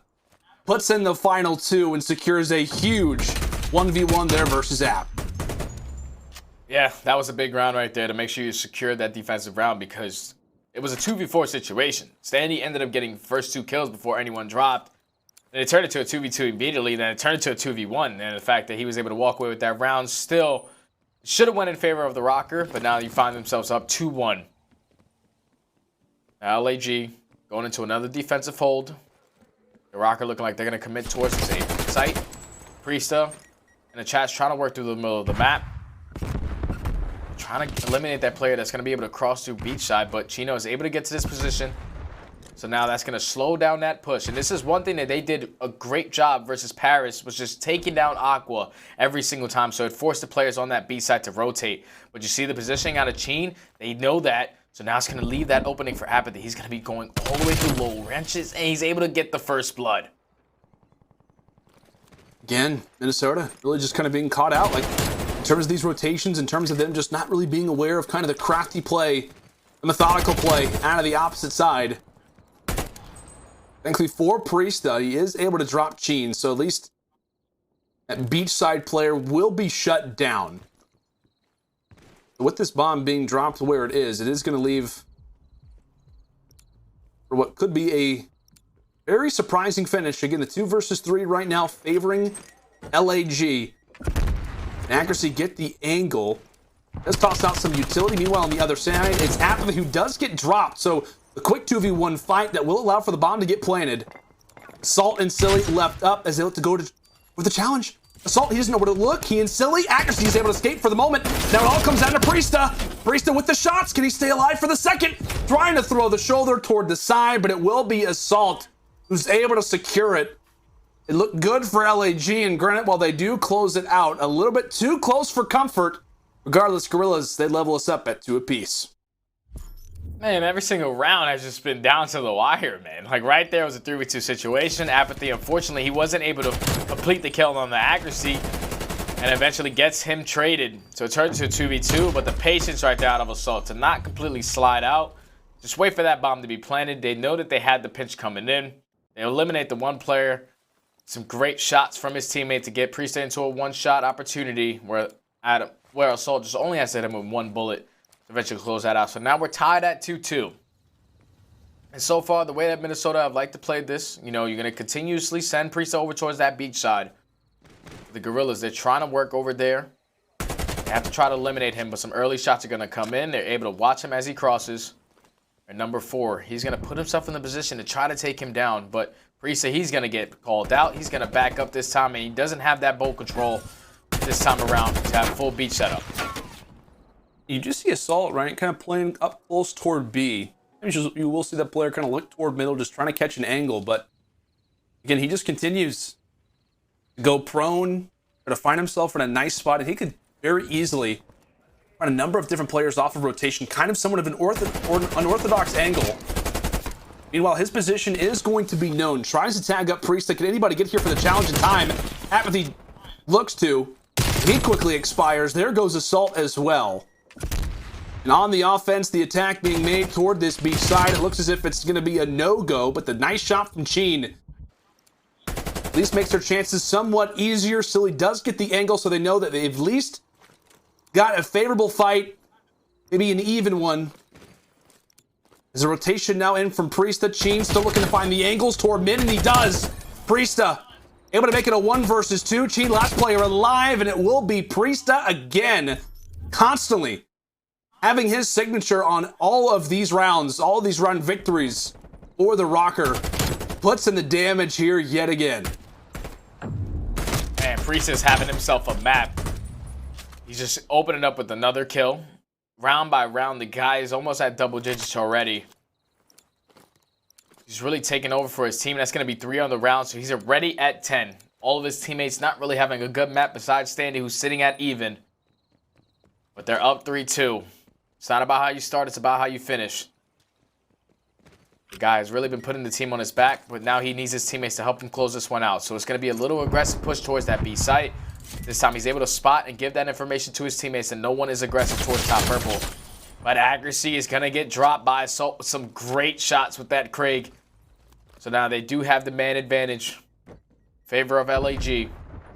When all these players pushing towards low garage, this is not really a favorable thing for Minnesota because their flank is going to be open. There's so many things that need to be watched now, but they're going to be able to work this bomb plant. And a 4v3 retake now is LAG.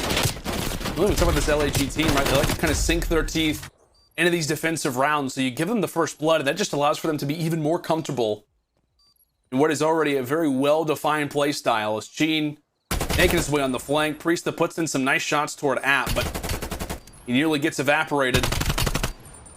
Dash putting in the bullets. Priestahh is there for the finish, so now he sits on 11. Really does wipe him off the spree, so there is at least somewhat of a notable moment. But Assault's going to go for the defuse. Detached can go for the angle, and no, he will not. LAG. I thought for a moment, I thought there could have been an opportunity where Attached tries to go for the repeak, shut down Assault, but no. That one is not going to work out, despite some good plays kind of toward the outer workings of the bomb site. It is LAG who secure it. Yeah, they almost make that round happen right there in a 2v4 situation as soon as they get the bomb down. But unfortunately, Adam Assault with the heads-up play, just a hot bomb, forces his teammate to watch over him. Now we're all tied at 3-3. Minnesota on that defensive round. Priestahh, he's been going big, play after play at that A site. Is he going to decide to go there once again? And no, he's going to decide to play with his teammates this time and go through that B-bomb site. And this might be the opening that LAG need. For Priestahh to not be in that position because he's been destroying on this map. It's going to give him the opportunity to be a little bit more aggressive on towards that A site. Now, this is where accuracy's life really has to come in handy because he's the lone man at this site. He needs to play his life beautifully and just stall time for his teammates to get in the positions that they are. Guerrillas taking their talents toward the South Beach is really, so far, it was accuracy. The sole man here, as we talked about, he can be that island player. It is going to have some support. Run gets so intense. Nobody yet to drop. I don't even think a bullet has really even been fired too much so far. That quickly begins to change. And who other than Priestahh locking in another first blood. He's able to shut down Happily to start. The long-range fights are only going to continue. Pixel perfect out of attach, and he'll take down another. I'm not even sure if that was through the wall, whatever it may be. Wall bangs, everything. This round had it all, but it only favors the Minnesota Røkkr as against it. It was just the long-range fights. LAG, they couldn't contend. Yeah, LAG, their setup was just, once again, too slow. They gave the opportunity for the players on Minnesota to hit that flank. You see the positioning out of Standy, out of Priestahh, to push through that site. Priestahh gets the guy as he's trying to go for the bomb plant, as another player is trying to rotate up through the beach side. Standy, he was able to get another one as well. They were just able to pinch those guys out because their offensive round was just slow. And accuracy, he just did such a great job of just playing his life, forcing the players from LAG to just continuously trying to spot him before they worked that bomb plant. Just took too much time. No one was watching the flank right there for the Guerrillas, and now they find themselves down by 1 round. Minnesota, it's looking like they're going to commit towards this A site. Great positioning out of Cheen. Was able to spot attach, but not able to take him down. As right now, just a 2-man defensive hold on both sides of each site. Chino's able to get the first blood onto attach. And it's so important, too, when you find that first blood, when you know the enemy is attacking over toward A, because as we said, it really does slow that push down. That's the reason why B is so favorable, obviously, just kind of given the fact that you have a lot of places to hide, a lot of different angles to kind of look toward, but A sometimes can make or break you. Gene again, finding a second kill of the round. It's Assault who finds one himself, so it's going to be 2 overall, 4 coming in from the ARs. And a swing round where we talk about it could be a great opportunity for Minnesota to really kind of take the reins of this series, try to close it out hot. It is LAG not going down without a fight as the Krigs, the ARs, continue to be the tail of the search and destroy stud. This is just such a back and forth game. Like, I wouldn't be surprised if we go to another round 11. These guys are on point right now on their defensive holds. They're winning a majority of those. Minnesota, this time they're going to be on defense once again. And it's looking like Priestahh is going to go for that 3-stack towards that B site. And LAG, they have the opportunity to be a little bit more aggressive towards A. This time a 2-2 split is going to come in. Silly, unfortunately, is going to get spotted by Priestahh. Some great shots to open up with the first blood. Now you see in the bomb carrier who's Apathy, he's going to be all the way on that B side of the map. He's going to rotate all the way through the middle of the street. Accuracy able to take down Chino. So now in a 4v2 situation, LAG just can't get anything going on their offensive rounds. Just a total lockdown defensively so far throughout this round. Nice plays that have attached to stay alive. It's really been defense throughout this Miami, which isn't too untypical, but the quick 1 versus 4 out of Father App, he gets taken down. And Minnesota will be on map point and series point. A huge moment for them, but really kind of that quick challenge out of Garage, clearly catching the boys of Guerrillas off guard. And I don't know how many first bloods that Priestahh has. I wonder if that's at least his 3rd, but he's been putting in the damage at least earlier on in the rounds as of late. But that streak, that run that he's been on, without a doubt, is so notable.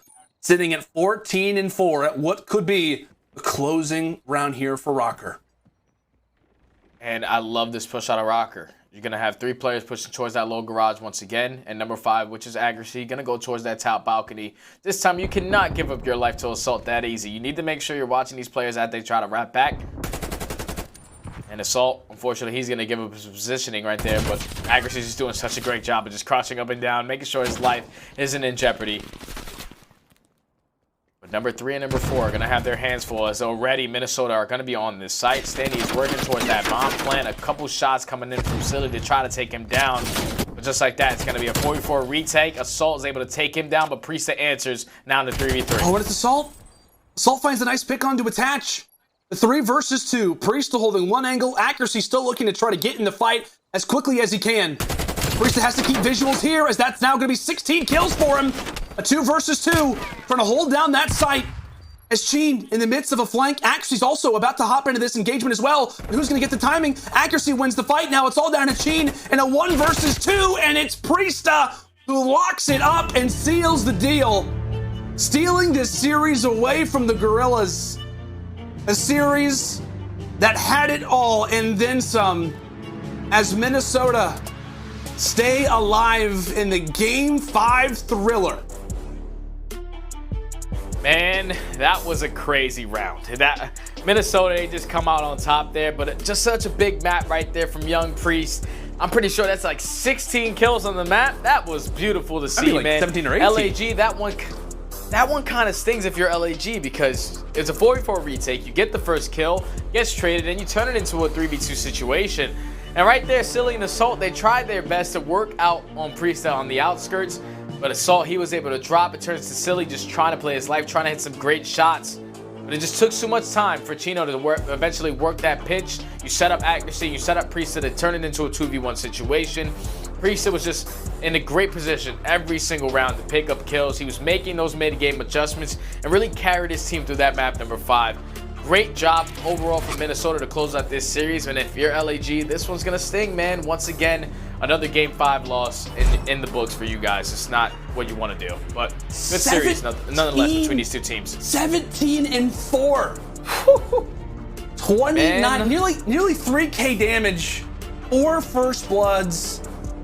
My goodness, what a game. Guy was unguardable. Out of P-Dog. Literally unguardable throughout this search and destroy. And I tell you what, man, like in terms of, obviously you go to a Game 5 versus LAG, and I know on the Guerrilla side, you look at this series and you can kind of see it on their faces, right? That one has to sting.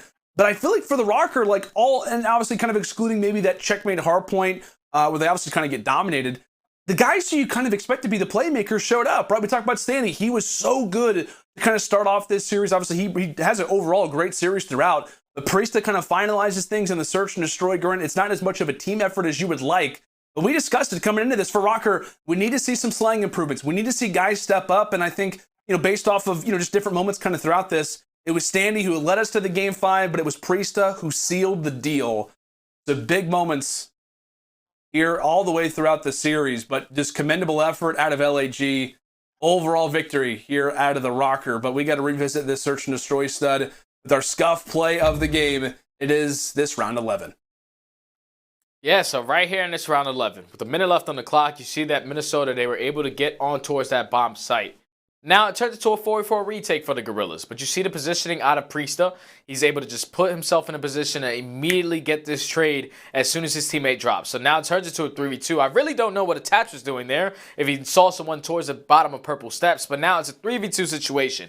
And Priestahh just does such a great job of just holding down his position. He knows that his life is the most valuable thing on this map right now. He gets the first blood onto Assault, turns it into a 2v2, and he doesn't commit to this challenge. He uses all his tacticals to make sure he's just stalling time for Silly to just waste his time on pre-aiming this, as the pinch does come in from Chino to try to set up that pinch. Eventually Accuracy is going to be able to meet his teammate there to take down Silly, and both players are able to shut down Chino at the very end. But just Priestahh, just the way he was maneuvering around that map. The first couple of defenses he stacked towards A.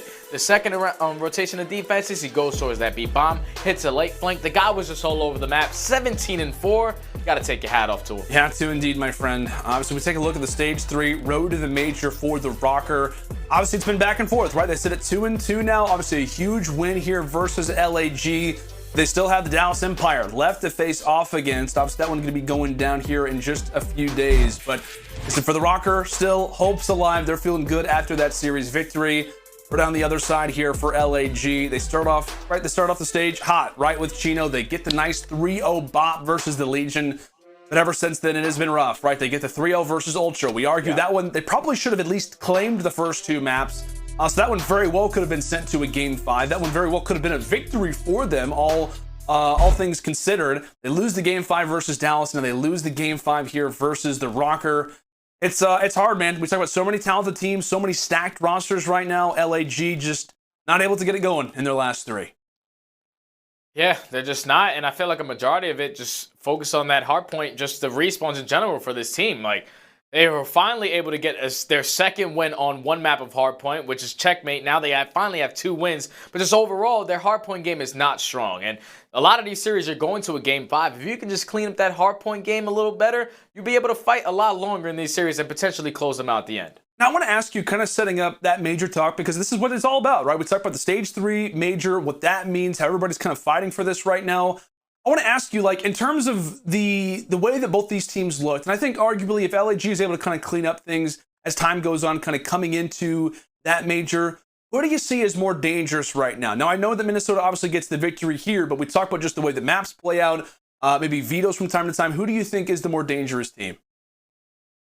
I think the more dangerous team out of both of these rosters definitely still has to be Minnesota. Like, the way that they've been able to maneuver around the map, they've been taking a lot of top teams down in those respawn game modes ever since they picked up Standy. So all they're trying to do, they got over that honeymoon stage. Now it's all about just trying to perfect your gameplay as we get closer towards the end of the year, as we're pushing towards playoffs. And that's right now what they're working on. Obviously, their S&D has fell a little bit, but they were able to bring it back up in this series, even though the first one was a 6-5 loss. But that game 5, when the pressure's on the line to be able to close it out, got to be feeling really good on those improvements. I just want to ask, because I think just in terms of, like, at times, like for LAG, like maybe they can be that kind of Toronto Ultra type roster where it's like they can improve the hard point, they can lock up those search and destroys, maybe they work on that control game.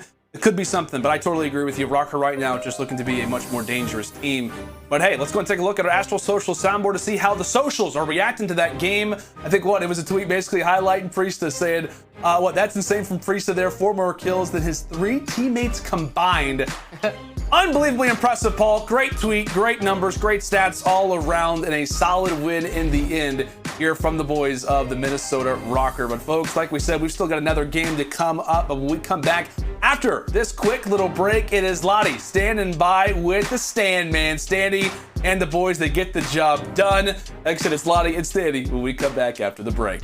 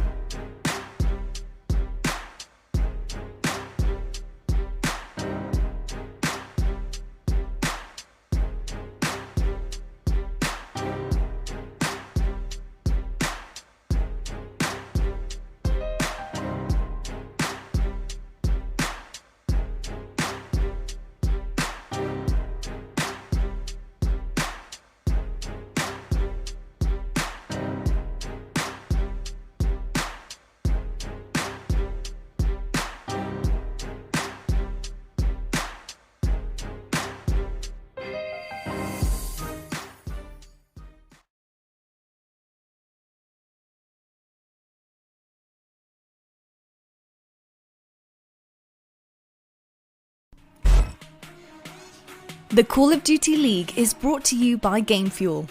Use code CDL 2021 for a special discount on GameFuel.com.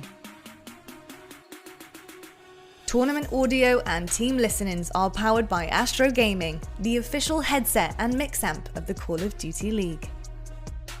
The Call of Duty League is presented by Seany, the official eyewear for the CDL.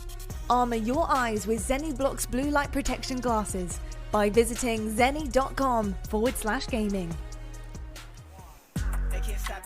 Hello everybody and welcome to your GameFuel Victory Spotlight. I am joined by Standy from Minnesota Røkkr. First of all, Standy, I've got to say a big congratulations. That was absolutely wicked. But I also want to ask you about, obviously, the red hot start that you guys had with your performances after you had joined. And then, obviously, it has been a little bit cold as of lately. So I wanted to talk to you about, how you guys have been working through that adversity. What has been your message as a team there? Well, so we did start out hot when I originally joined the team, but I think as we kind of grew as a team, other teams might have started to learn some of our tendencies and how we like to play, per se. So as a team, we just collectively went back, went over some stuff, got better, and really put our heads down and improved our teamwork and improved some of our hard point play styles and how we play our hills. And it showed right there. So, I mean, a little bit of a stressful win than I wanted it to be, but we got the W, and that what matters, so. 100%, you certainly got that W, and I'll tell you what, that control was picture perfect, and you're 8-4 on raid control right now. So I'm wondering, have you guys expanded your map pool enough coming up with this major? Because obviously the teams are going to be looking to veto your best. So you prepared for that? Yeah, I mean, we're just preparing by expanding our map pool and just getting better as much maps as we can get. Same with S&D. I mean, every game mode. So we're just overall going to keep improving and getting better. I like that. I'm not going to ask you specifics. I know it's all hush hush. I won't make you, leak out all of the secrets here. But one thing I do want to ask you finally is, have you got anyone you'd like to shout out after that awesome win? First, I'd like to shout out Michael Berger, Mr. Berger. Shout out him, Beast. Then I'd also like to shout out the Minnesota fans. Love you guys. You guys are the best. And last, I'd like to shout out my family. I really love you guys. So. I love it. Standy, that is amazing. Thank you so much for joining us. Yeah, and, thank you. giving us your time. Best of luck going forward, my dude. Thank you. Well, there you have it, folks. We've heard from Standy himself. Look, Minnesota Røkkr, they seem to be on the uptrend right now. They're getting that heat back. That heat we once loved after Standy joined, but let's hope they can keep it up heading into the next major. And talking about next, boy, have we got a banger for you guys. Coming up next, we've got NYSL taking on OpTic Chicago. It's gonna be a banger, and you don't want to miss it.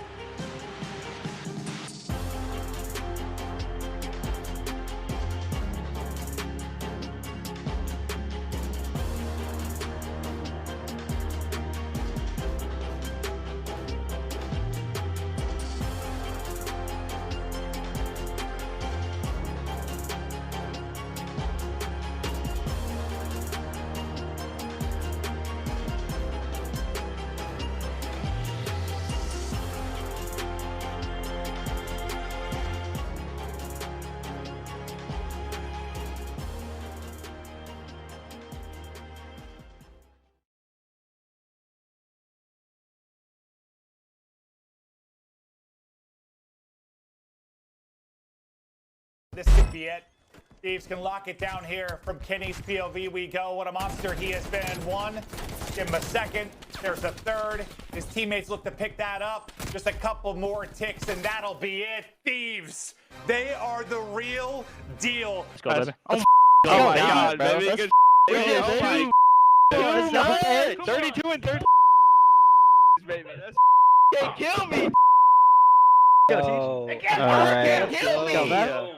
Why am I so good? What the I play Valorant all day. Welcome, ladies and gentlemen, to day one of the Dallas home series. It is set to be a wonderful match, a great way to close out the day, as it will be OpTic Chicago taking on the New York Subliners in a match that really means everything in regards to that Stage 3 major stud. This group has been nuts from top to bottom. A win here, what kind of heavily increases your chances of getting that top 3 seed, but a loss here very well could be the difference between you being in that winners versus losers side. Yeah, a loss here can be tremendous on both sides because we know how stacked Group B can be. I'm pretty sure both of these teams right now are currently sitting at tied 2-1, where OpTic had that opportunity to go 3-0 and really put themselves in the driver's seat to get that winners bracket match. But now they find themselves versus a New York team who have just been really hot recently, and they're trying to bounce back off of a tough loss last week. I can't wait. This is going to be one of those bangers of a matches, like Lottie loves to say. Absolutely, man. I've been looking at Twitter a little bit. Everybody's kind of giving their predictions. I think everybody has this going to a game 5. Like, whether you predict NYSL, whether you predict OpTic, everybody has this one going down to the wire. And I have to agree with them. I think it does as well. But like we said, we talked about both of our teams. A big one for both of them. Let's go ahead and meet our first team. Put your hands together for OpTic Chicago.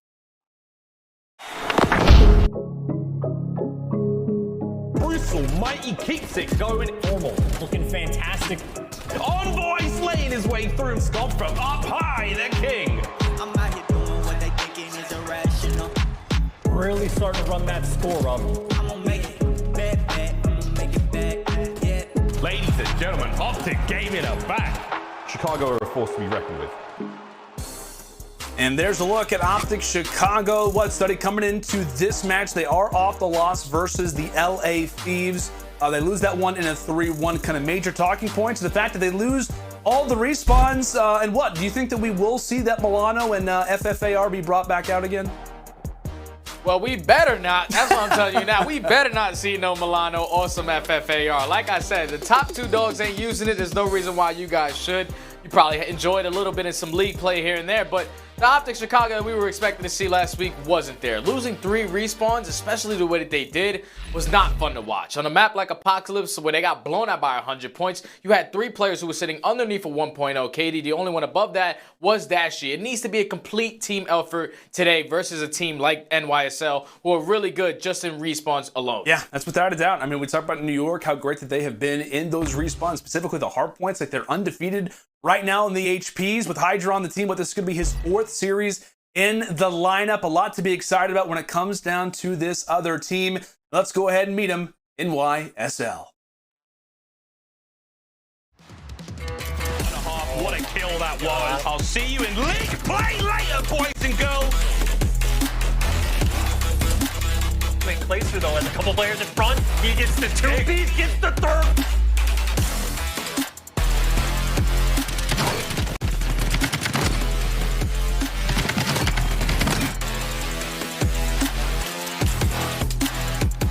There's the first. Those one more is inside. Fantastic movement. Shots on point. Keep the streak going.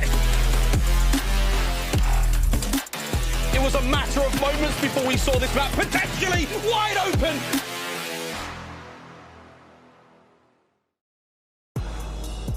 Well, we discussed OpTic off of a loss, right? A 3-1 loss to the LA Thieves. On the other side here for New York, they're off of a great win, a solid 3-0 versus the Seattle Surge. And one guy who I feel like doesn't really get talked about too much from this NYSL lineup study is Mack, in which he goes off in that series versus the Seattle Surge, posting a 1.68 KD, was plus 26 for the series. Now back on that flex. I'm expecting to possibly see some great performances from him now in the team. Yeah, I'm excited to see what Mack is able to do today versus a team like OpTic Chicago. Last week, he had a tremendous series versus Seattle Surge, like you said, 1.6, and that's insane stats going up against players like Octane and Gunless. The guy was just on point, and now going up against players like Formo and Dashy, he needs to come out and have the same exact thing. But we're going to start off with our New York game fuel keys to victory. Come out and win that hard point. NYSL currently are 5-0 ever since adding HyDra. Their respawn is just so tough to handle when you got Mack 1.6, Clayster and Paco, which is HyDra, currently consistently at a 1.3, 1.2. It's really hard to take them down. And then Mack, he needs to have another great series today. In the 3-0 versus Surge, like we keep on saying, 1.68 positive, 26 in those kills. And then the very last point is just to show the improvements in their search and destroy. So far throughout the season, they are 2-3 with this new roster. Search and destroy is always going to be that game mode where new teams are formed, and that is going to be the one that they struggle in. But obviously, you've had more time to put in, more time to practice on the backside. It's all about just improving from here on out. Yeah, I think without a doubt, like the major conversation for New York has been, okay, great in hardpoint, search and destroys. How do you really improve in those? But really for the other side, right? For for OpTic Chicago, or game fuel keys to victory for them. Rely on the respawns again, right? They are 3-11 in their last 14 respawns versus top 7 teams. What they also lost all 3 versus the Thieves. And shout out to eazy Mack, by the way, for that stat, the Atlanta FaZe analyst. And then also, Control has taken a major hit. They are 3-17 in their last, I think that was supposed to be, actually that's supposed to be 3-7 in their last 10 controls. And I think also, Stud, in those 3 wins, they've all been versus the Seattle Surge, which are the worst control team in the game. So when we talk about respawns, this was a team to start off the year who was amazing in control. They were solid in hardpoint. I believe the search and destroys were even. Now they've really kind of adjusted a decent amount where the search and destroys are without a doubt their best mode. Hardpoints have taken a hit, and control without a doubt has not been very good versus solid rosters. Yeah, Control definitely hasn't been very good versus solid rosters. Like you said, 3 wins that they do have in that game mode all go against the Surge, who are the worst team in Control that we have in the entire CDL. But I'm just looking for a totally different optic today, man, and looking at these maps and modes. We're going to start off with Apocalypse, and I really like to see Apocalypse in a lot of these series so far throughout Stage 3. A lot of these teams, they're just trying to expand their map pool because both of these teams that we have currently in this matchup, they've only played this map twice. So we're getting closer towards the end of the year. You're pushing towards that playoff push, and you want to be the best team that you possibly can be, and that's by expanding your map pool. So I'm excited to see maps like Apocalypse and definitely maps like Express still making their ways through a lot of these series. I gotta say too, like coming into this series as well, like kind of off of that point, there were a lot of people who thought, hey, you know, OpTic Chicago versus NYSL, probably gonna see a decent amount of checkmate. Granted, we only do get it for the control, and I believe in the vetoes, it was New York who in the very first map ban possible, they get rid of checkmate hardpoint right off the rip. Are you surprised to see them make that pick, all things considered? I'm not a little surprised because Checkmate hasn't really been one of those strong suits for NYSL. Ever since picking up HyDra, it's been a map that they've really been struggling with because it's just hard to keep up with the rotations. You know how strong that that P4, the P5 hole can be. And OpTic, they're just really good at it. And they've only got 1 loss, and that's the 1 loss that they gained last week versus the Thieves. So they're basically undefeated if you don't count that one. New York, we're not trying to test those waters there. We're going to hop on board here with this nice and early Apocalypse. OpTic starting off with the better side. And as we call that, right, Apocalypse, it's been, a map that we've been seeing more and more in the rotation. A lot of teams, like you said, trying to expand that map pool. It's off the rip. It is New York, hot and heavy, into the spawns of OpTic. Really just trying to get up close and personal in the middle side of the map. They take their time, and they quickly claim control of mid. You've got OpTic kind of spawning out on both sides. It is a current 2 versus 2 fight inside of the hill, but it's HyDra. Starting off with a nice 4-0 spree. New York early, signs of life. Oh man, that's a terrible start if you're OpTic right there because you get those spawns for Temple. Unfortunately, not any kills go into your favor. So New York, they aim to get 25 seconds uncontested on this P1 hardpoint. As I say that, 3 players are going to drop. So number 2, in Clayster, he's going to have his hands full off the rotation. You see all the players from New York just flooding on through the front side of Broken. Unfortunately, Clayster's going to drop there, so now it's all left up to his teammates. But you see number 7, such a great play out of the route man in. Envoy going to set up the pinch and eventually eliminate all the players from New York on this side of the map. And now OpTic have full control. Indeed, as the hill actually does get wiped away for the moment. It will be, like you mentioned, OpTic, just because of that player 5 positioning out of Scump. It will secure spawns here for Temple, but kind of in the midst of that push, right? We talked about Envoy. A major conversation has been around him, Stud. His ability to flank. A lot of teams have said they started to kind of figure him out. A lot of people have been mentioning maybe that route, that route man is starting to become more predictable. I want to hear your thoughts, like in terms of Envoy. Like, do you think that he needs to kind of slow that play down? Has that, do you think, been kind of a problem for OpTic, or is it something else? It's definitely just been their teamwork, just in general. I feel like whatever Envoy does on the map, when he's hitting those routes, it's for a reason. It's setting up for team pushes. Like right there, if that play doesn't happen, you leave a couple Subliners players the opportunity to get more kills. But he's immediately going to force out those spawns, so he's making the right plays. It's just about if they can pick up the kills in those certain situations, and right there they get the job done. But you're gonna see right off the rip of this P3 hardpoint, New York are gonna be nice and early in towards this. And OpTic, they're trying to break in, kills going back and forth. New York do have the spawns that they want on this side of the map. Mack still hitting some great shots with that Krig, and we should see a lead change here pretty soon. Very well could be the case. New York with a slim advantage for the time. As Mack, long-range shots really toward the bottom side of the map, does finally get met with the nade. Without a doubt, it has been a very closely contested HP to start this one off. Let's talk about Apocalypse. It can get chaotic from time to time, whether it's the SMGs in your face or the spawns across the entire side of the map. A lot of times it does come down to the communication. And let's go ahead and step aside and listen in with the communication out of OpTic Chicago for our Astro Listen In. Outside coop, Asim. No, one temple. Yo, there's two at new. P1. Behind dark. Two at new. I'm help. He's P1. Asim,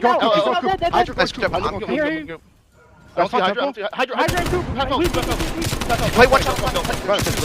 One back right, one coop, one on time. He's laying down close, HyDra. I spawned out. Yo, wait for me. I'm going coop. We're broken. Try to play alive. Oh my god! Nice. Two roll. Yo. Dark and Yo, this one, no man. He's in dark. I can help you, Tom. Two there. No trophy. There's three. One point coop. Come left. Yo, I'm hitting all with Brandon. Yo, hit this with this. No trophies. Nade Can you nade him, Brandon? Bottom TV, guys. Bottom TV, I need help. Full flash on top. One TV weak. Time absolute. He's laying down. Mack, absolute on time. There's two. Dark. Weak. Left side. Hill HyDra. Push the back. Yeah, let's push the back. One more dark Back, weak. One more dark, guys. Back. One's back right too. Yeah, I'm gonna go coop, okay? You guys just wait for me. I'm gonna go left, guys. I'm gonna go left. One's probably bottom TV or something. Push out. Yeah, nothing. Bottom left. I'm flashing TV. I think back, I'm hoping you guys back. Yeah, I'm shouting at the back. I don't see him on the truck. Empty trenches, nothing top. Nothing close right. Yo, on the tree. Tree Clay, absolute. Clay. I need it. One's in the back. One more in the back. I spawned the left. Back, yeah, all good. You wanna hit front? Yeah. Let's push out bottom TV. Yeah, right here. Above you. One shot, nice. I'm playing back. Low left to me, Asim. Playing back. No. Two low left. I'm going low left. Coop Mack. Let's go left. Go left. I'm gonna ammo and coop. Go right. Look for him. No, I'm not going right. He's going right from coop. I hear. I don't see back coop. He's in coop. There's two there. Double the time. One's weak. One's close, Seth. I don't see the kid right. They're both hold right. I don't see the kid right. You got Yeah, I got him. I have Both weak and old. Helping you low I need left. help. Yo, one's a coop. I'm watching Coop to right. We're not challenging this still. I need help. Come here. Yeah, let's hit it. I have Coop to right. Maybe coop to Close dead. One more. Coop to right. HyDra. Not weak. One's right. HyDra. Nice, two. Broken, guys. Broken We gotta kill this guy. Back up. Yeah, you gotta kill this guy. I'm coming back with you. After the first set of rotations, it's New York sitting in the driver's seat with around a 60-point lead. And really, Standy, I know really when we were kind of listening in for a moment, it was great to hear the hype. It was great to kind of hear the communication out of OpTic. Just really the overall positioning not favoring them, like I said, in those first set of rotation. Yeah, like one thing that it really caught me off guard is when Formal just yelled out of nowhere after getting that two-piece, and that's great for this team in OpTic. They need that energy. They need to try to fight back into this game because New York, they have just been dominating off the rotations. You heard at the very end of those comms, are we team challenging? Are we pushing this? And New York, they are just fully set up on every single hard point. They were able to hold that P4 from the front side and eventually flip those spawns to the back and then hold a complete 60 on towards that P5. And now they're rotating towards the second rotation of hard points. They're getting a good amount of time off of this P1 and they're keeping those spawns for P2. So right now, New York are just on point with their rotations. Clayster's really stepped up in the second half of this game. He really didn't have a good start to this one, but his team is just on point right now, especially in these hard points. And it's so impressive as well. Like on Apocalypse, I feel like so often we see teams maybe kind of overvalue P2 to the point where they just allow for to kind of P1 to go the opposite direction. But really doubling the score right now is the New York Subliners sitting firmly inside of that money hill over at P2. This was a recent loss. This was the map where OpTic lost the series versus Thieves. It was a solid win where Kenny started going off, and really you could argue that they've kind of had a similar impact on the opposition side. For New York, there's been a number of different players stepping up and looking good to possibly improve that hardpoint record to 6-0 here in stage 3. But can OpTic look to try and break on in?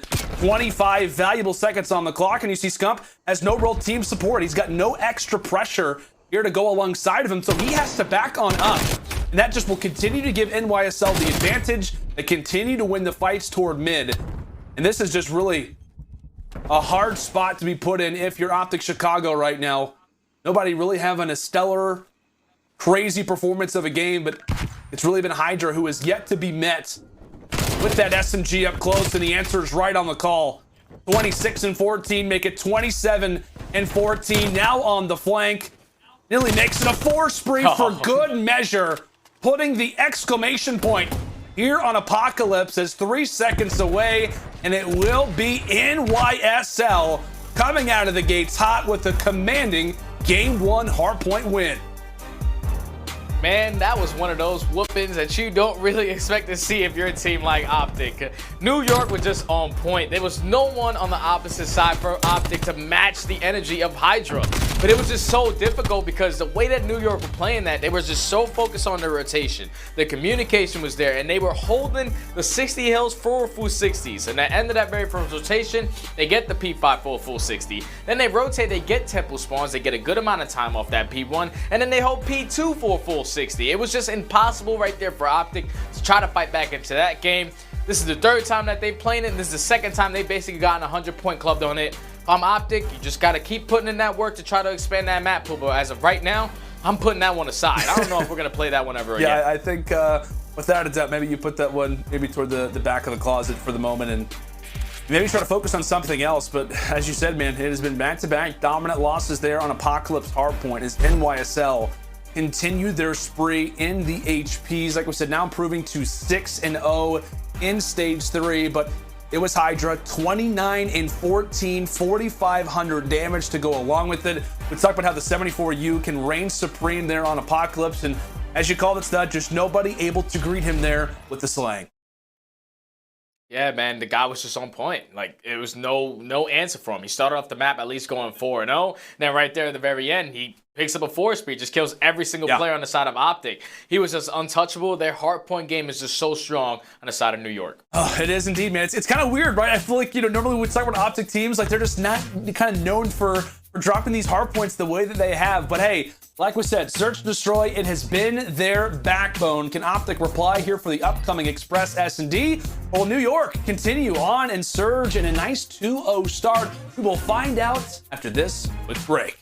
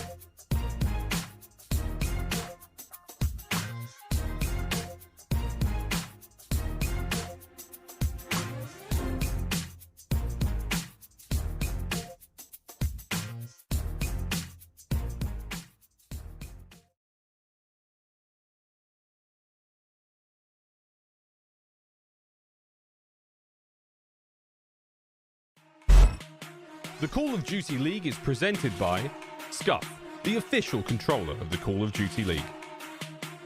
The US Army, what's your warrior?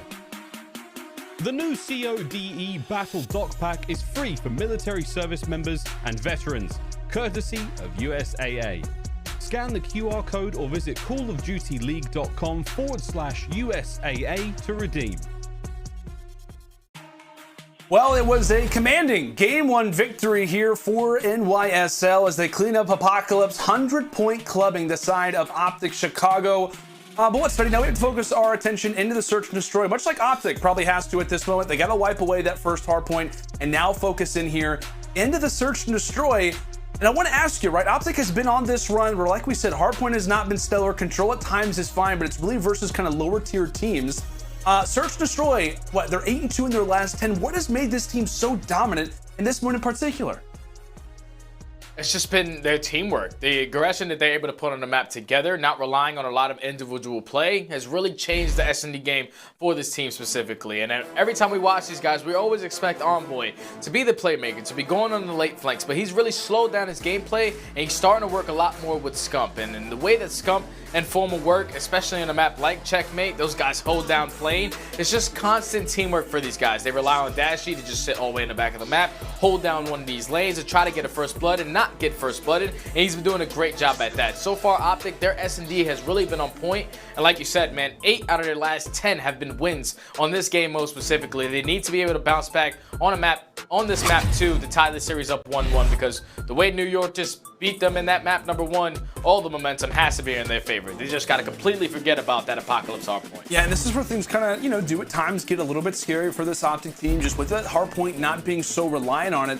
Now it's kind of forcing you to be solid in the search and destroys, which granted they have been, and there's no doubt about that. Now, one thing to kind of consider, we talked about the Apocalypse hardpoint. That was one that they did drop versus the LA Thieves. That was a commanding loss, and obviously they lose it here. Whenever they did face off against the LA Thieves, though, they also did play Express Search and Destroy. That's when we saw the FFAR get brought out by Dashy. Everybody was changing their classes, thinking, hey, maybe this is the weapon I should have.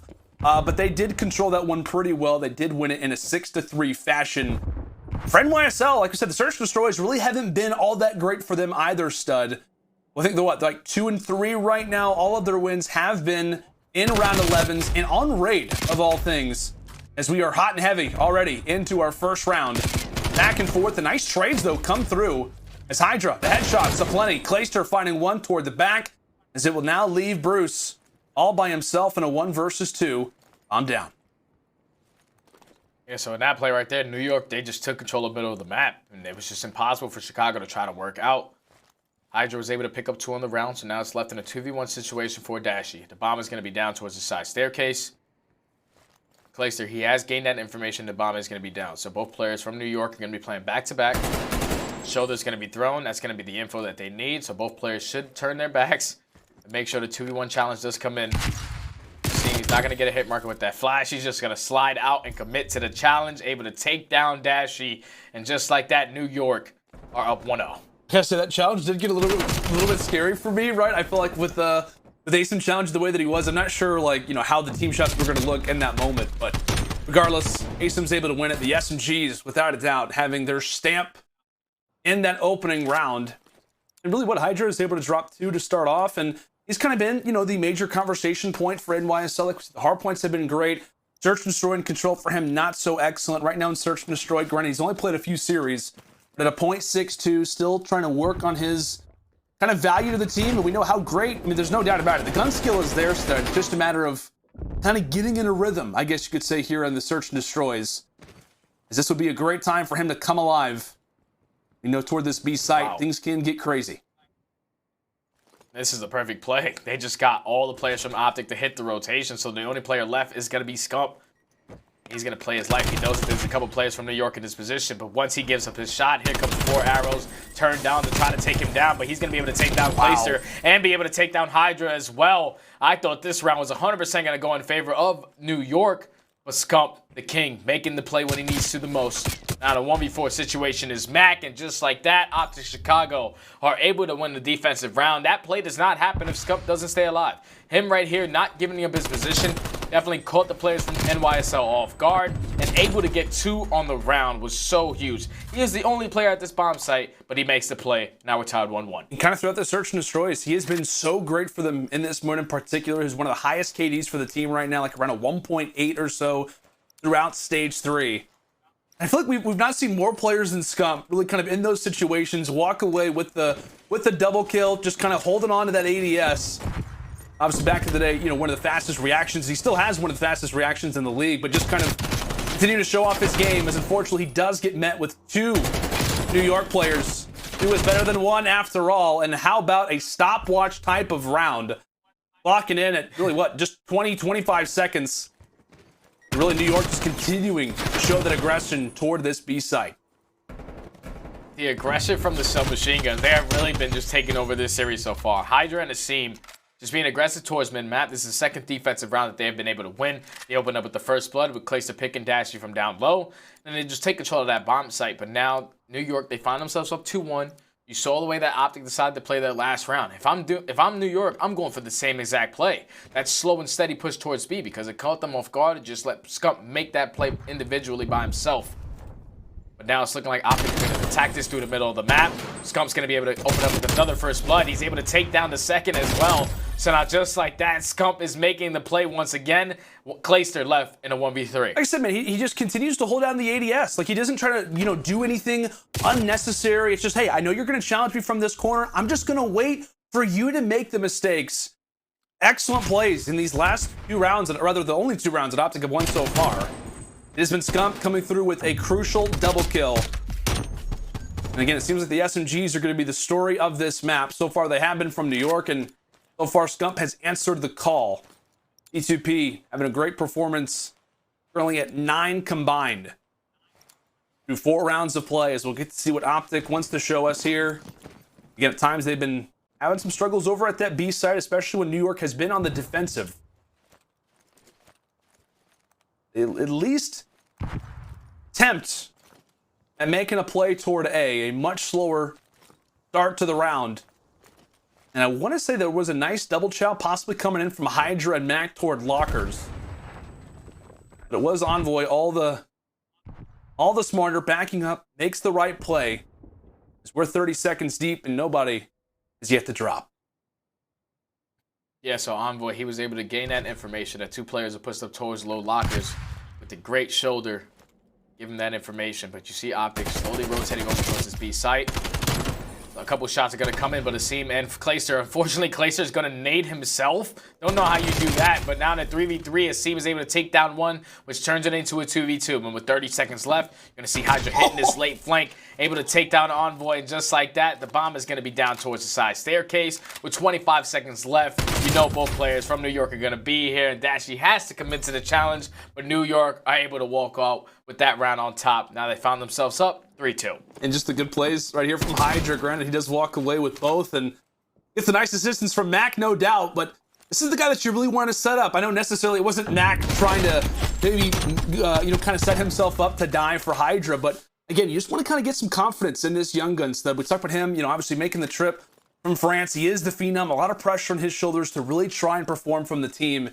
And really any opportunity that you can get for Paco, aka HyDra, just to have a good moment, you will take it. But really, solid performance from him to start off. 5-3.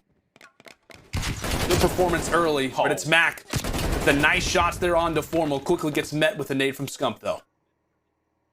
So now it turns into a 3v2 situation, and a bomb is going to go straight down on towards this B site. It's the first time we've seen a bomb plant so far throughout all the rounds that we've watched, so it's going to be a little different, but OpTic in a 3v3 retake now. You're going to see Scump working through his back tunnel. But HyDra is going to be laying straight in the middle of the street. A shoulder's going to come in. Scump, he's going to spot him, but Clayster, great team shots, able to keep his teammate alive. It is. Dashy is going to have that FFR out. But unfortunately, a long-distance gunfight isn't going to go in your favor, and New York, just like that, are able to find themselves up 4-2 on map number 2. Yeah, a solid round win. Out of New York, like I said, coming into the series, that, hey, are we going to see the FFAR make somewhat of a debut? It did. It also did in the Express versus LA Thieves, and clearly it treated him well. But like I said, man, I tell you what, like whenever I use that weapon, like in league play, or not in league play, just in regular pubs, it's impossible. It just flies. Like it just flies up my screen. Yeah. I gotta say, despite not finding a kill there with the FFAR out of Dashy, like this makes it look like there's no recoil on the gun. I don't know how he does it. Bruce is not human. I'm convinced. Definitely not human, but Formal able to open up with the first blood now in this round number 7. So now it's going to be a 4v3. Asim is able to spot one player crossing through the middle of the train, but Dashy with great movement, able to play his life perfectly. Now, eventually, this A-bomb plant is going to come in for OpTic. So now in a 4v3 retake, 2 nades are going to come in. Subliners, they calculated perfectly. A first blood is going to come on to Envoy, and they know that Scump is going to be one shot. No players are going to commit. Dashy's going to get perfect timing and turn on Asim. Now in a 3v2 situation, HyDra's in such a great position, but unfortunately, great shoulders out of Dashy. Give up that. But Mack, great shots over, and it's going to be a 2v1 situation, all left up to Dashy versus Mack and HyDra. I'm at the plays from these two. In the clutch, all down to Bruce. 25 seconds on the clock, and he's going to gain some information, at least toward this top side, to realize, okay, hey, maybe they've rotated, maybe they have gone over toward B, which is in fact the case. And we've got Concast, so we know exactly where those New York players are at, but Dashy having to play his life carefully. With 10 seconds left, I mean, really, he has to try to force it as quick as possible to try to go for the plant, but he's just looking at every single direction. And New York, they come out and surprise again. The well-played situation in the clutch, and that a big question that I had coming into this, I know you did as well. How are New York going to come into this week, this Dallas home series, and work on their search and destroy? And granted, the game is not by any means over as of yet. You can just tell by the coordination, the way that HyDra's playing, this has been a mode that they've been focusing on quite a bit. Yeah, definitely. That last round was just nothing but teamwork. The fact that HyDra was taking shots from multiple players on OpTic, and eventually Mack puts down a couple shots over top of him. Teamwork has been there. We're going to start off this round number 8 with Mack getting a first blood. It turns immediately into a 3v3.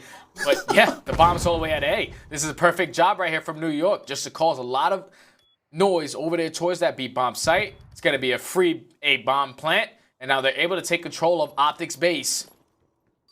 Now, so when they decide to wrap back, this is going to be a difficult task to get done. But Asim, he's able to find the first blood onto Envoy.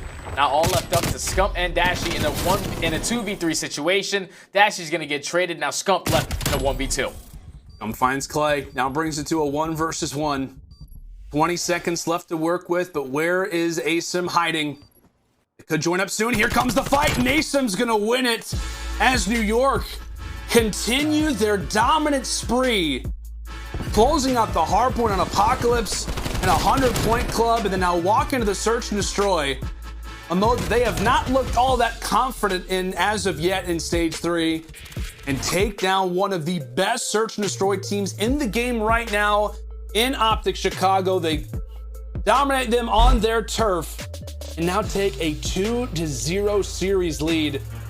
I'll tell you what, man, like, you know, you could have said that, you know, okay, cool. Like, you know, one team's going to go up 2-0 in this series and not really told me the rest. I would have assumed probably a close first 2 maps. That has not been the case, my friend.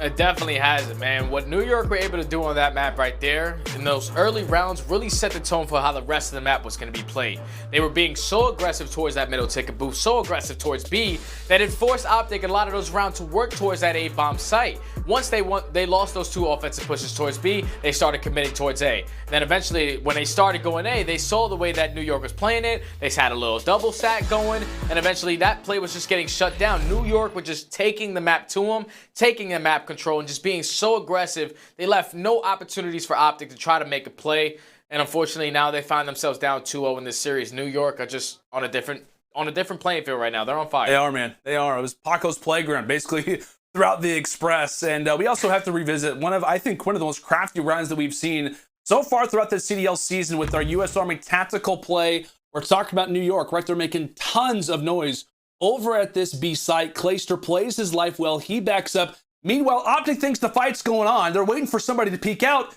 Meanwhile, Stud, the bomb's on the other side of the map.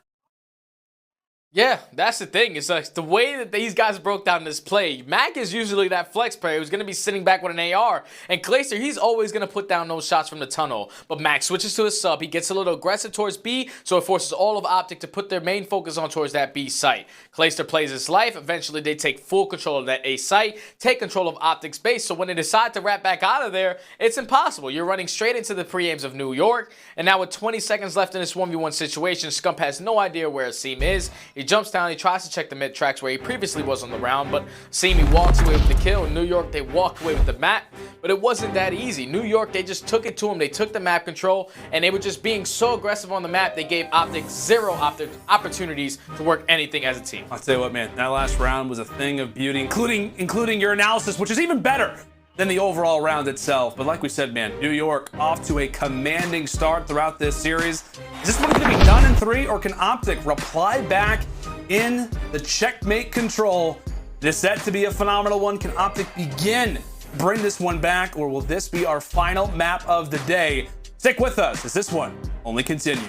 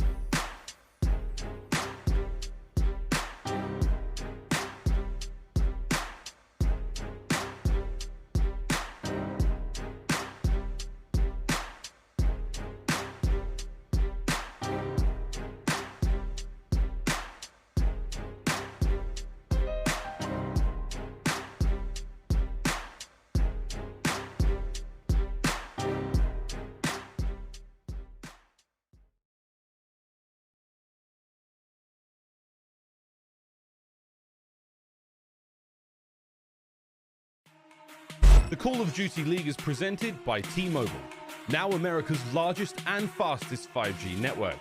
Set your sights on the competition with T-Mobile, the leader in 5G. Scump, the official controller of the Call of Duty League. The Call of Duty League is presented by USAA Insurance. We offer insurance that's made for the military community to help them easily protect what they've worked hard for. Better go get it. No so in it. Knock it out the park, yeah, show in it. They ain't think you had the guts, now they know they The young man has came to play for Toronto, but oh my God, he's putting on a show right now. Cool him off. Cool him off. My goodness. Insight. The man is a beast. Insight. Look at him. Look at him. He's fired up. One in close, Drazah now from behind, trying to deal their damage. Finds one. Another player in his line of sight, and a good bit of shots as well. Oh my word! He has been on one. What else can he get? Big gunfights for him to win. He turns it into 2. This guy is special. Welcome back to the league. Drazah is the man, the Alaskan assassin. With this break, they can get somewhat of a collection of players and be in a good spot, but Paul has other plans. Last push that can be made from London. 2 players drop. It's all onto the Røkkr. Paul X, there's 2. Hold on a moment. Hold on a moment. That's 3. HyDra immediately pushes the front line forward. A weapon of war he is, even though a young one, and he is going ham, baby. HyDra now by himself. Oh. Pressure's on. Gets the job done. 9 kills right now, leading the way for his team, but Standy takes down, 1 bullet away. But finding 3 in the wall, bang, with the pistol. All 4 drop, and Standy cuts them all down. What was that? That's a confidence play right there.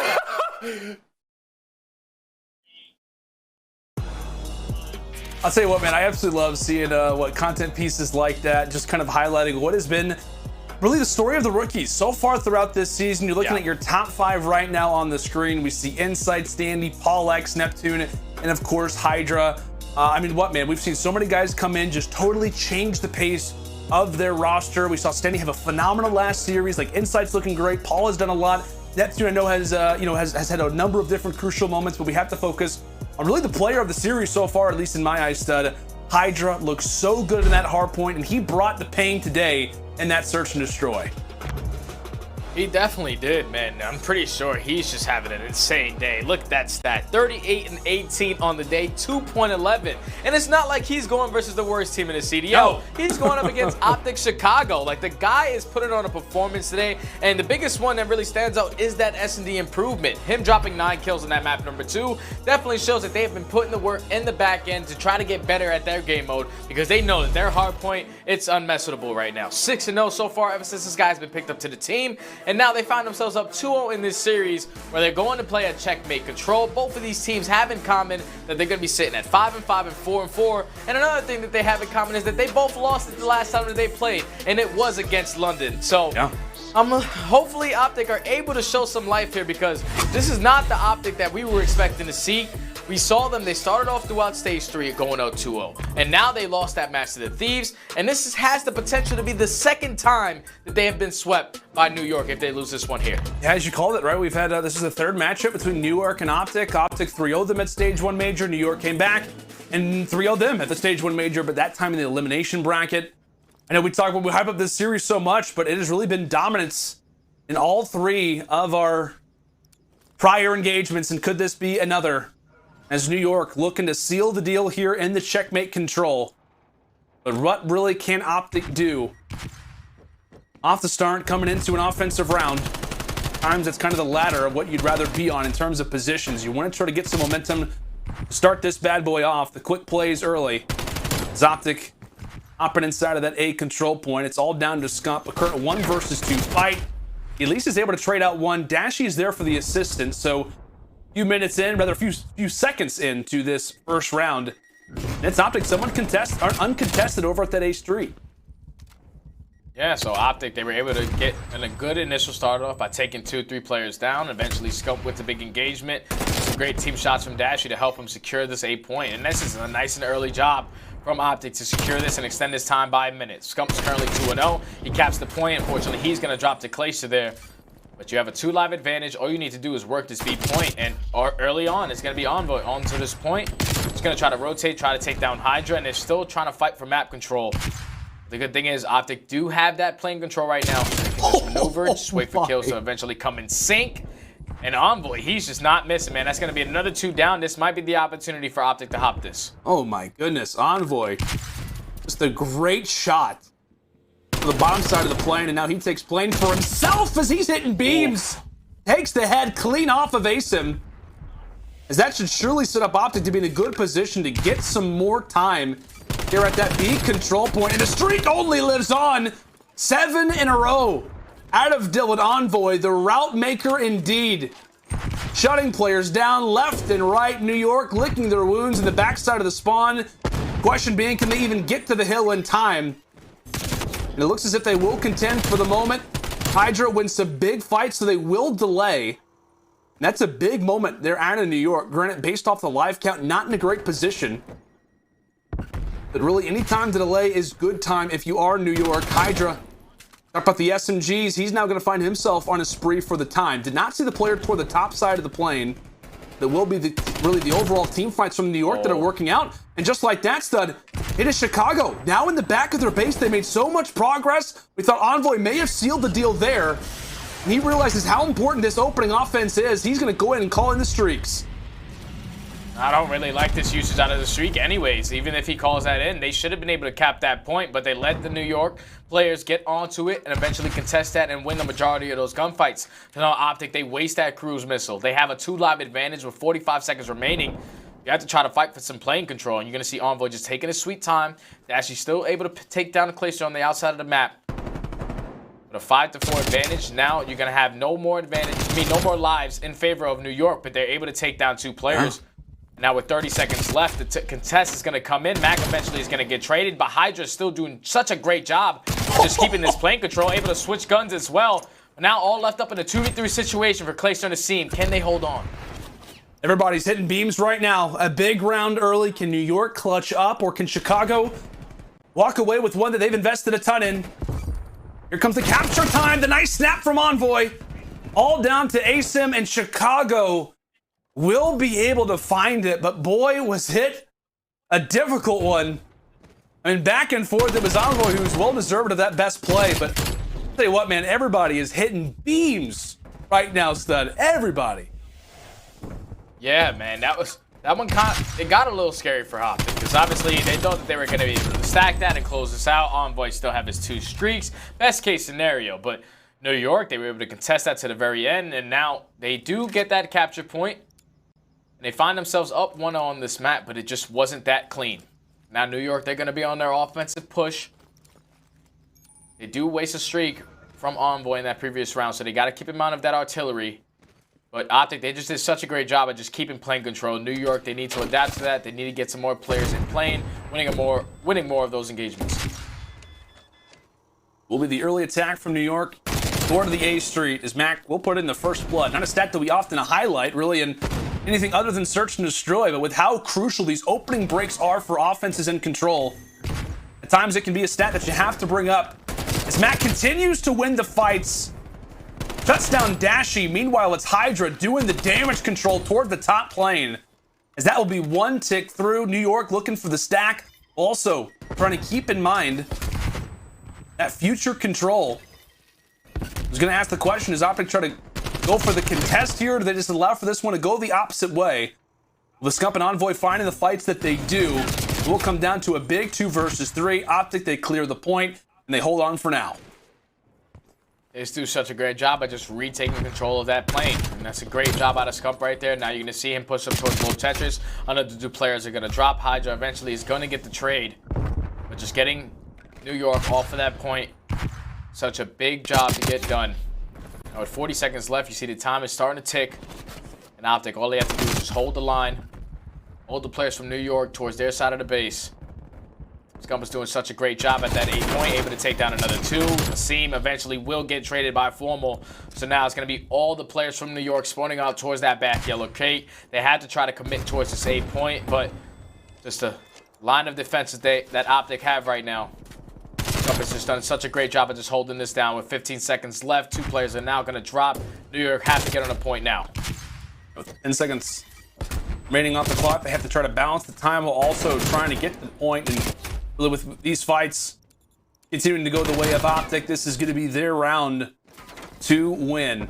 With 1 second though, Asim does get over toward B.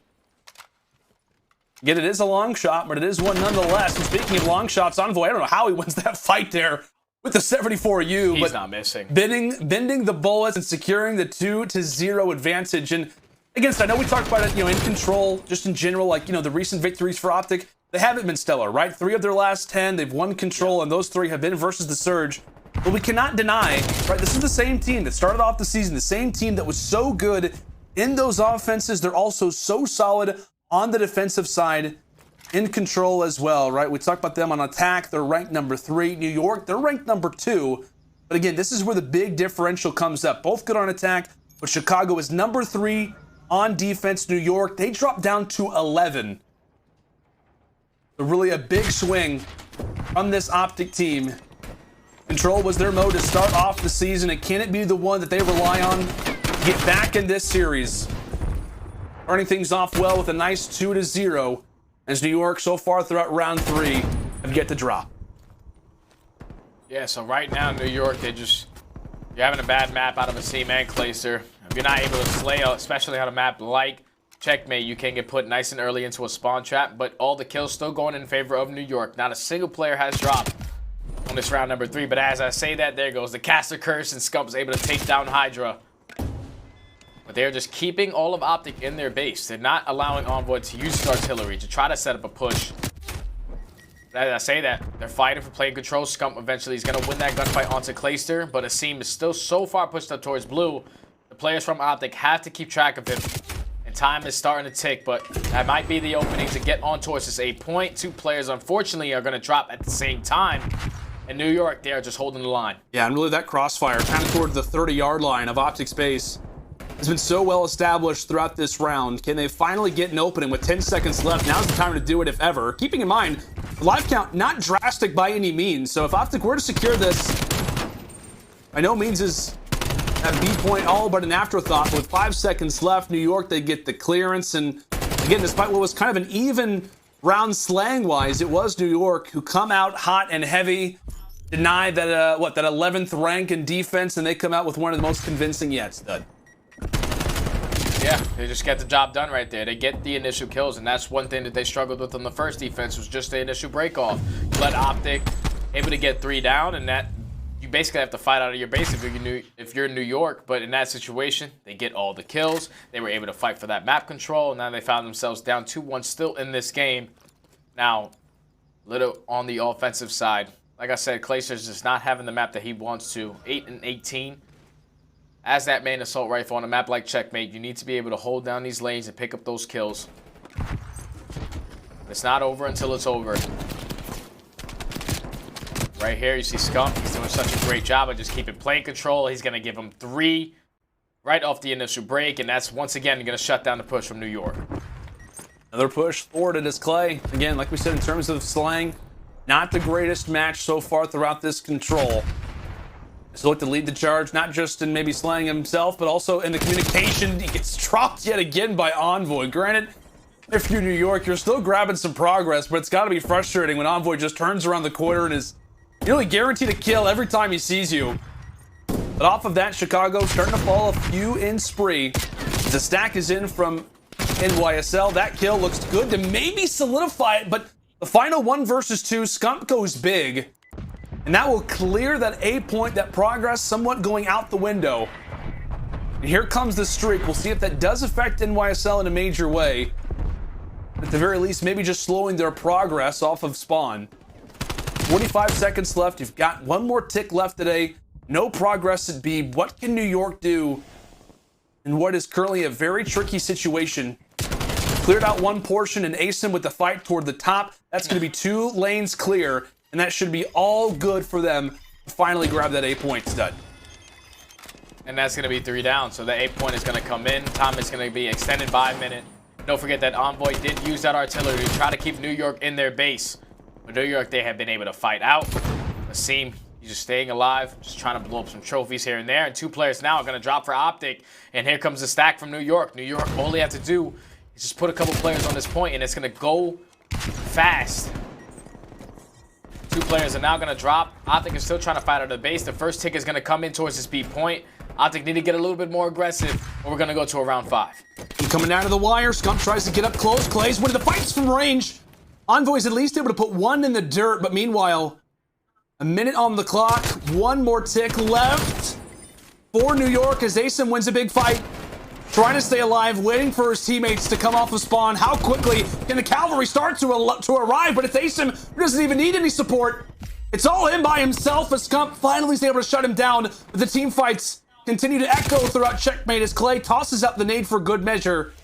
Just a few more ticks, just a few more moments before this one belongs to New York. But Scump hops on the point, trying to take away any of that progress.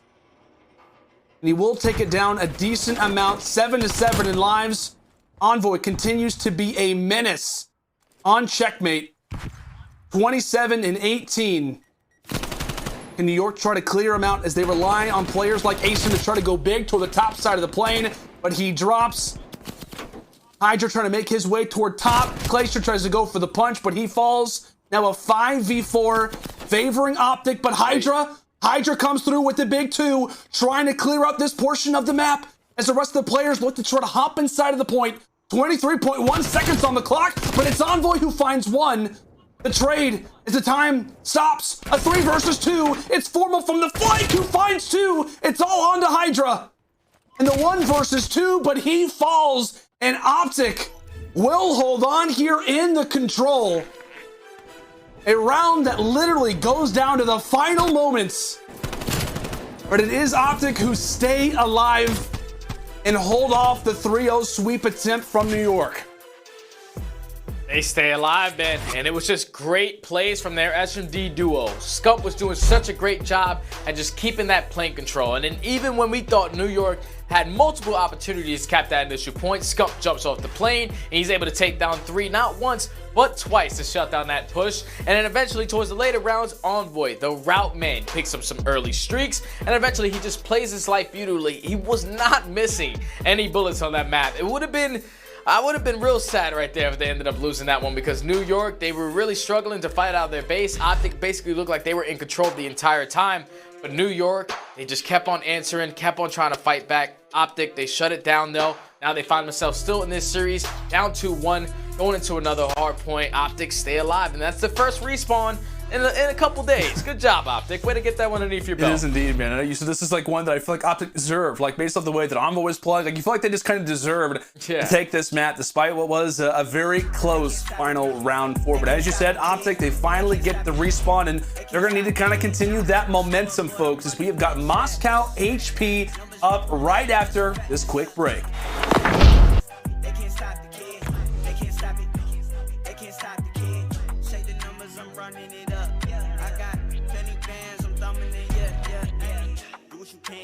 Try, you can't stop it. OC dub, way up like a rocket. Acting up, acting that way out of pocket. For the grind, for the hustle, I can't knock it. Do what it take, do what you do, you could try. Yeah. I've been up, I've been stuck up in the sky. Yeah. Lonely at the top, I can't lie. Haters watch it, throw the piece, tell them bye, bye, bye, bye. I got things to do, I got bands to get. Competition up in smoke, ooh, cannabis. Ask me why I'm a top 10 candidate. I'm so fly, I'm so clean, ooh, and I'm rich. They can't stop it, they can't stop the kid. They can't stop it, they can't stop the kid. Check the scoreboard, I'm running up stats. Numbers don't lie, that's facts. They can't stop it, they can't stop the kid. They can't stop it, they can't stop the kid. Check the numbers, I'm running it up. I got penny bands, I'm thumbing it, yeah. Tell them move. Get up out the way. It's ludicrous, yeah, how much I'm getting paid. 2, 4, 5, 7, 8, 10K. No mob ties for the player being made. Now how you spoke to your girl, better check her phone. And do you know what she doing when you not at home? And when she tell you she alone, but she not alone. She got a lot of options, eeny, miny, mo. She gon' do what she want, ain't no stopping it all. Pour the liquor in the cup, yeah, I'm topping it off. I might take your girl, take a trip to the mall. Put the shelf in the bag, yeah, cause I'm copping it off.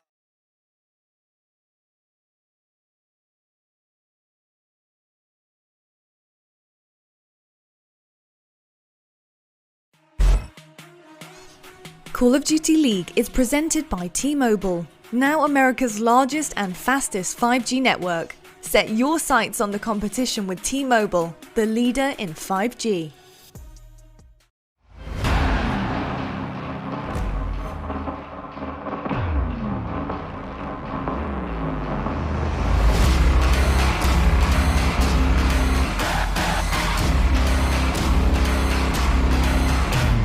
Coming into the 2021 season with a statement after 3-0 over the LA Thieves.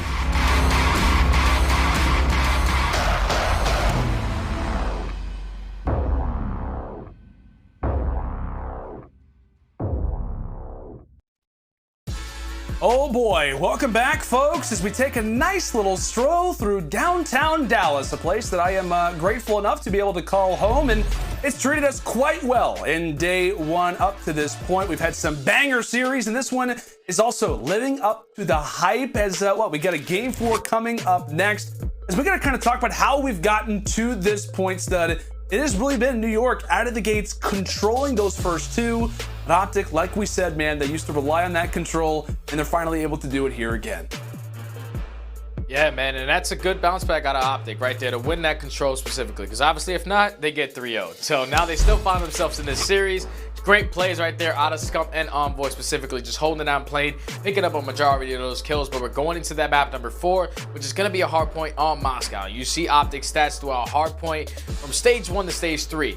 They have just been on the decline, and it's just not been good for them in hardpoint in general. You're gonna see them jump from 1st to 3rd to 5th, and then you see New York, they go from 6th to 10th, now at 1st. They are undefeated. They are undefeated in hardpoint, and this is really difficult for OpTic now. And I feel like I never should be saying that, because OpTic, they're just so stacked from top to bottom with this roster, and hardpoint should never be an issue for these guys. But going into a map like Moscow, my main matchup look is going to be Former versus Clayster, because on a map like Moscow, those early rotations can really come into play, and those veteran plays need to be there when it needs to come to staying your life, to playing your life, to making sure that you're communicating and blocking spawns for your teammates, and just making the heads-up play that you know is going to work out for your team in the long run.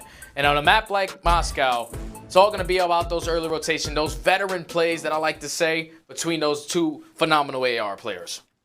Oh boy, you've set the stage well, stud. It is set to be a phenomenal hardpoint. Is it where we call it curtains? Or can OpTic win the Moscow HP and send us toward a Game 5 search and destroy on raid? It all comes down to this. Keeping in mind, New York with the favorable spawns to start off Moscow, as it will be the side attack coming in from the Eskies early out of the Chicago boys as they hope to try to grab some early seconds. And I have no idea. Mack has managed to find a kill, punch a player, and stay alive, stud. Yeah, for some reason he's just able to, you know, go in there and pick up an easy 2-piece. It's not really easy for a lot of people. But New York, they're going to have an early setup for this P1 hardpoint. They're getting all this time, and they're keeping those spawns for that P2. OpTic right now, they have not got a single kill. I'm pretty sure no one on the side of... Oh, wait, as I say, Formal, he gets one. He already has 2 kills. So, yeah, they get a couple kills, but New York, they just do such a great job at just holding down this setup off P1. That's going to give them about 40 seconds off of this initial hard point. And you're still keeping the spawns towards those P2. OpTic, they need to have an answer, and hopefully they're able to break in towards this P2 hard point, or the lead can grow drastically for New York. So the only negative for that P1, hold on. Player 7, Envoy just spawned toward back Boulevard. Hold on, folks. Wait a moment. I was getting ready to call out, like, you know, how great of a P1 start that is, but this very well may have broken open this P2 as Envoy gets the spawn toward Upper Boulevard. And that does set up Chicago for a more defined pinch, as they now are fighting from the front. In from white come the New York Subliners, and really based off of that play, you think that Chicago, that could be their breaking point, that could be their opportunity, as they do continue to spawn there. Despite that play, we're 2 hills deep, nearly that second one about to expire, and OpTic have 3 points with that kill. Granted, they are going to walk away with the final 15 seconds to scrap, but it's going to be the push already now toward Fountain and New York. They're set up and established well. Yeah, I thought when Envoy got that spawn, it would lead to more time for OpTic, especially not time going in favor of New York, but they break through the front, they get a 4 dead, and they were able to get about at least 15 to 20 seconds off of that P2 hardpoint, and now they're fully set up for this P3. It's going to force OpTic to try to hit through elbow, try to hit around the back, but the way New York are set up right now, everyone has a crossfire set up. HyDra's going to be able to take down Envoy. 2 players are trying to push around the back, but Clayster's going to be able to take down Dashy. Here comes a challenge onto HyDra, which Scump is going to be able to win it, and they eliminate the player out of the back. So now you're going to see Foam on the back, just trying to play his life, take his time. And Scump and Dashy eventually going to set up the pinch, spawning a couple players from New York all the way out towards street side, and finally OpTic get a break in, and we'll be able to get this remaining junk time. That's a much-needed break, considering the scoreline, the way that it was looking. As Scump, sitting on a heater, finally drops after 5 kills in a row. But nonetheless, as we look ahead now toward P4, it is a great beginning out of the New York Subliners, looking to try to continue to dominate in the HPs. As now we'll step aside and listen in for our Astro listening on the New York Subliners. Envoy at old elbow. There's only 2 on you guys. Only 2 on you guys. They're gonna spawn out. 1, 2 bank, maybe. 2 street. I'm gonna be behind them. I'm coming back. They're gonna spawn out P3 or P2. He pushed me. He's inside bank still. Inside bank. Deep behind the car, behind the car. Bank, I spawned out street. I got him behind the car. You can spawn here. Yeah, still bank. I'm coming up mid. Yeah, this I'm one gonna bank, pinch mid. I'm gonna pinch mid. Okay, go. Flash him, going to hill. On hill behind the car. Seth, pillar weak. Pillar weak, Seth. He's on pillar still. He didn't go. He's not moving. He's still on the pillar. Pillar weak. Don't touch pillar. I'm pitching it. No, where is deep he? pillar. There's 2 hill. Play new. Envoy's gonna go new. Envoy's gonna be new here. Envoy at old, weak. I got him weak to a nade. He went right side. I got him. I think pushed. Fuck. Rat and bust. Rat 1 shot, going gold. 1 at bust. 1 at pillar, 1 at rat. Envoy can go through white, bro. I'm looking for it. Right. I'm looking at the Dashy, one court, close court. Behind the tree, behind our tree. Their tree. And Dashy street. Dashy's really weak on the street. Dashy street. Great bus. I spawned P3, there's one behind us, I think. One's behind us. Yeah. Hey, top bank already, Formal. Yeah, I'm going green. I'm trying to hold your glove. I'm trying to hold your glove. Aski, it's come. He went long to their side hill. I'm looking over back. Nice, good job. Green on me. Okay. I'll go deep. One side mid. Two green, deep street. I'm looking deep street. One more. I got them both. Let's go. Nice. Hit hill. Crunch it. I am. I'm coming from court. Nothing. Under their back stairs. Under their back stairs. Under back stairs. Oh, one on me in the back. It's okay. One on me in the back. I'm gonna go glass. One long. Are you guys playing for that? I'm You trying to should go get right. You should go right. Yeah. Dashy On the top back. police, One back up the shot. back. He's gonna go through like green closet or something. I naded him. I got my time. Top police. One top police. Envoy Heard and Dashy. Envoy and Dashy. I gotta say, Stud, I really do love the comms there, my man. Like, I feel like Clay's kind of leading the troops. You got everybody communicating well, and even HyDra, where a lot of people kind of, explained coming into this, like, how great is his English going to be? Like, how can he really kind of contribute to the communication? He's calling out as well. Just overall, a great effort there out of NYSL, despite what has been a nice little sequence brewing for OpTic Chicago. Again, they get into a few crucial gunfights, and they will now possess those P2 spawns, and this very well could be their gateway into bringing this series to a level heading. Never mind. So the comms right there. Never mind. They were great. They were great. But just like that, New York, they didn't have the spawns for the initial P2, but they break right through the middle of the map, and now they flip it on its head with 30 seconds remaining. Time should go in their favor as they're picking up a majority of these kills. I thought this was going to be OpTic's way back into this game. They were able to do such a great hold on that P1 hardpoint and keep those spawns for P2 the entire time until the hills started popping. And then once that happens, New York, they were able to break in. Now they find themselves up by basically 60 points. Now OpTic, they're going to be fully set up for this P3. You cannot die off this rotation and have a player spawn all the way across the map. Right now, OpTic, they're going to start off with the initial time.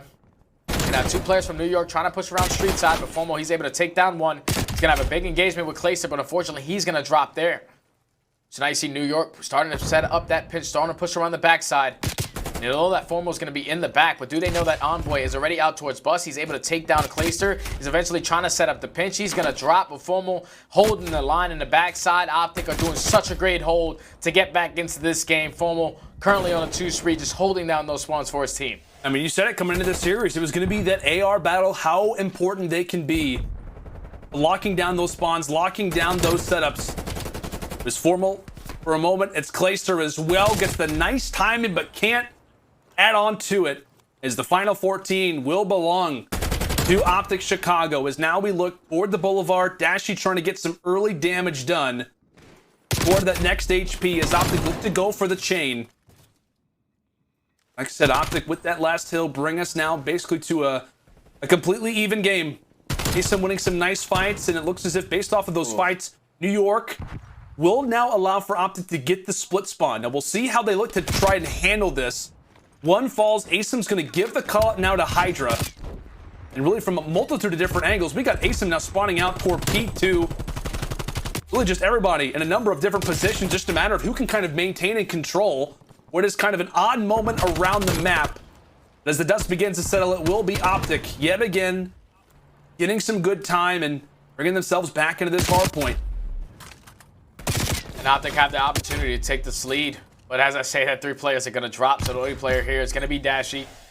You just have to try to wait for your teammates to get here or just challenge on, and that's exactly what he's going to do. Take down HyDra. The Clayster still trying to hold the line and make sure they don't gain any more time. But OpTic, they have fought back into this game. Now it's all about that P1.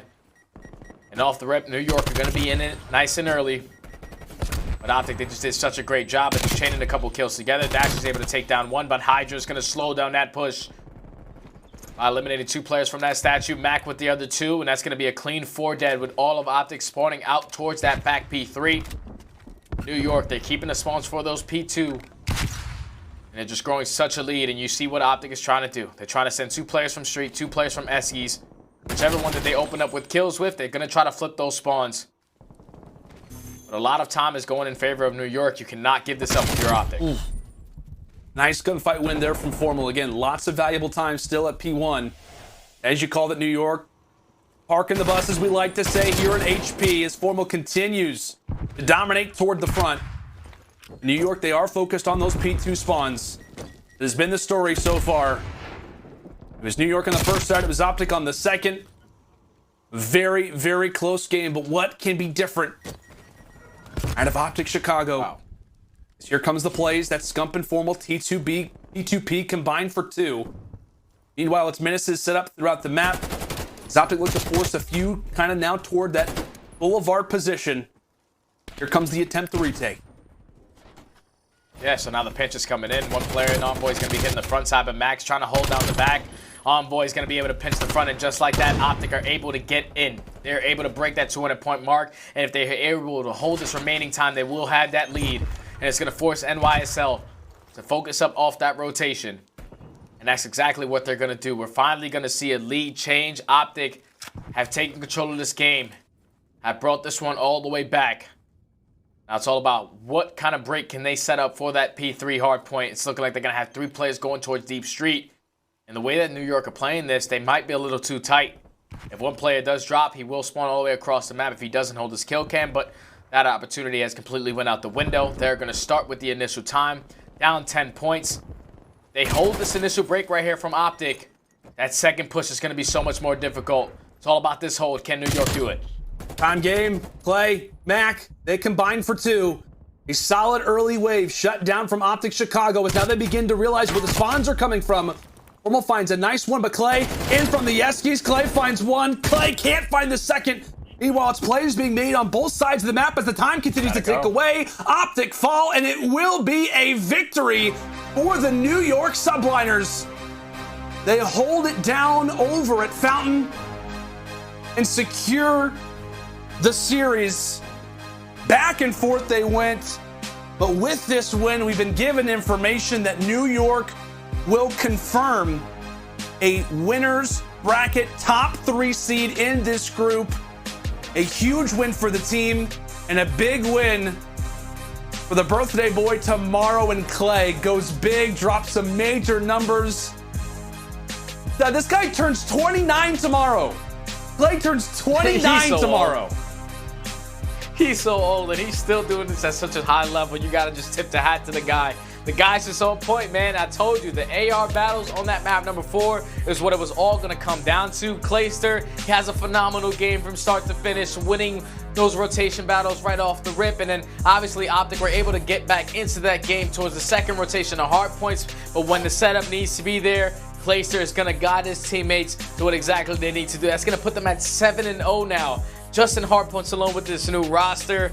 And now OpTic with that loss, if they have a chance at getting in winner's bracket, it's got to be through FaZe. And that's going to be such an insane matchup for those guys now. And what, FaZe have a matchup tomorrow versus the Surge, which also could add another element into this. But you know, we talk about Clay, his 29th birthday, also gets 29 kills in this hard point. So 29 for the 29-year-old. Impressive stuff out of Father Clay. Now we talk about Father App Clay as well. Deserving of that title. We got to revisit this hard point with our scuff play of the game against Standy. So many major sequences kind of throughout this one. We talked about New York's lead early, OpTic making some major plays kind of toward the stretch, but it comes down to Fountain yet again. Yeah, so right here, OpTic Chicago, they set themselves up for one push. And, like, this is the only thing about going around Deep Street is if that gets shut down completely, you're all the way going to spawn across the map, and you definitely won't have enough time to just put in a second attempt at a push. But once this is set up, the play that comes in from that number 3 player, oh, wait, who is it from New York? It's Clayster, the veteran. He goes around, he sets up the pinch, he's able to take down one, and then eventually Mack, with some great team shots, sets up on Scump. They eliminate Dashy out of the back, and now this is all forcing OpTic to spawn out towards the front. You see Clayster once again going straight up through Eskies, playing for those spawn kills, just trying to be an extra layer to where those players on OpTic cannot contest that point, and it was just such a great hold. Like I said, OpTic, they only had one opportunity to break that. If they decide to go through mid-map, probably go through L, be a little bit aggressive towards that, they can get a second attempt, but just a long ride around street wasn't the right play to make, and New York, they capitalized on it and close out. And we got to highlight it too, man. Like Clay in those moments, like he just makes the major sequences. Like in his life, right? He takes down the players trying to go for the push toward Boulevard, then he makes the flank inside of Eskies. Just very, very crucial plays kind of toward the stretch. The game kind of surprised me when it ended almost, because it was like, okay, this could be OpTic's chance, but as you said, they invest in kind of that one play, and it does not work out. Clay, a major contributor in that, as we see.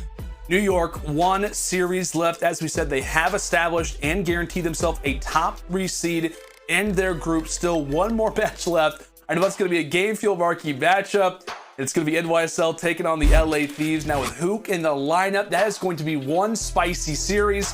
And on the other side, Stud, OpTic, 1 more match left. as it's going to be versus the Atlanta FaZe, a classic matchup, no doubt.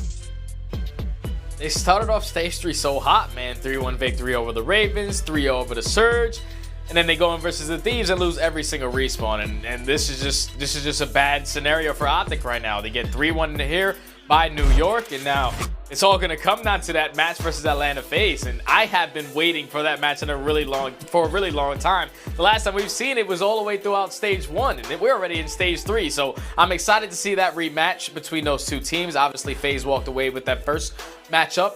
And now, but just the way that OpTic are looking, especially in those hard points, it's not looking good for them. They need to go back and just hit the drawing board and just come out with new strategy, because their hard point is just really weak right now. And I want to talk to you quickly. I know I mentioned to you, that Minnesota versus LAG battle, like who kind of looks more threatening.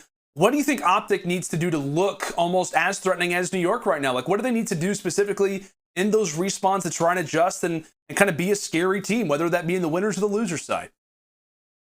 They just need to come out and win a hard point. This is 2 series in a row where they have yet to win a hard point. They've played a total of 4. And this is just something that they've been having problems with, is just those rotations, not picking up certain kills in certain situations. And that very ending of that hard point, they only give themselves 1 push. If they understood that if this gets shut down, we basically lose the game. And obviously they're playing to win the game, but in the very ending moments, they're just starting so slow in these hard points. They need to start a little bit earlier so they can fight out towards the very end of those games. I got to ask you too, who do you think makes a deeper run? Who do you think has the ability to be more threatening at that major if we do see OpTic improve in those areas? Between who? OpTic and New York?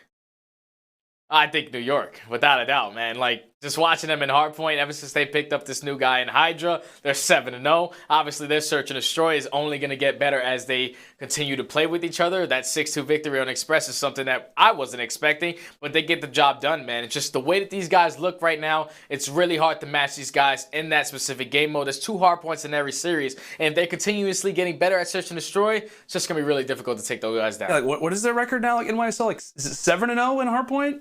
7-0. 7-0. 7-0, man. Opposite of James Bond. That's very true. Yeah, they are, without a doubt, just absolutely slaying everybody in sight. They get the job done here.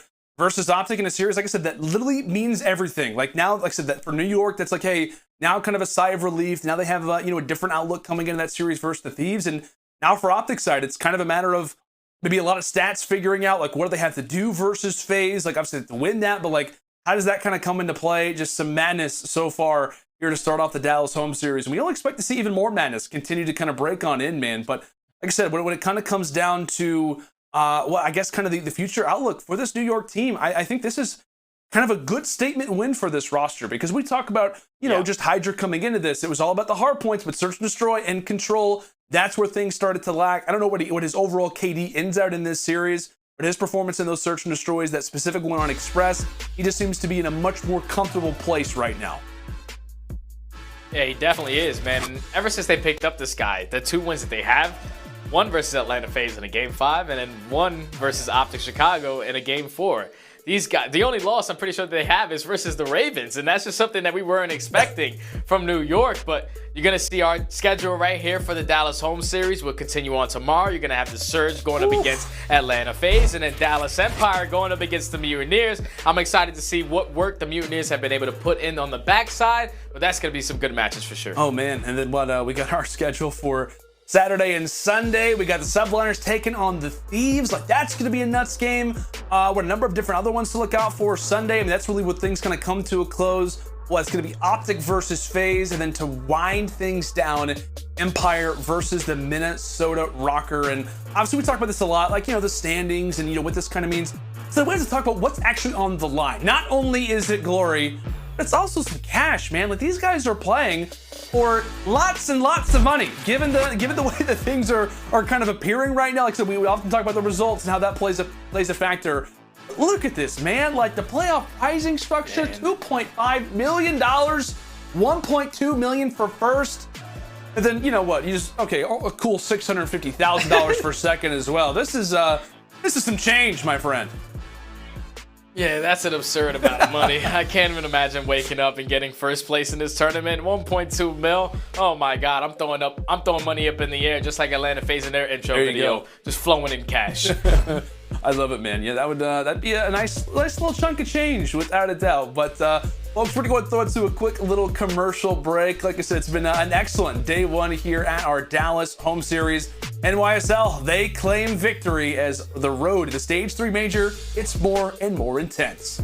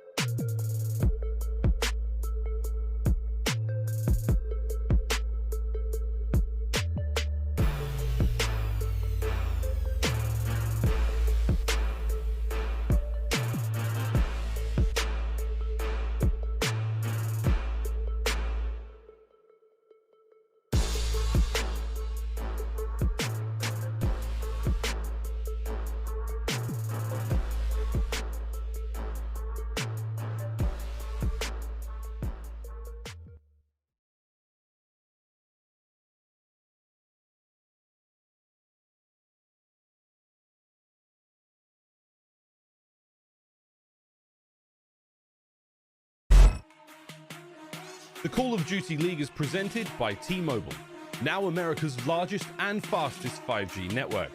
Set your sights on the competition with T-Mobile, the leader in 5G. The Call of Duty League is presented by Seany, the official eyewear for the CDL.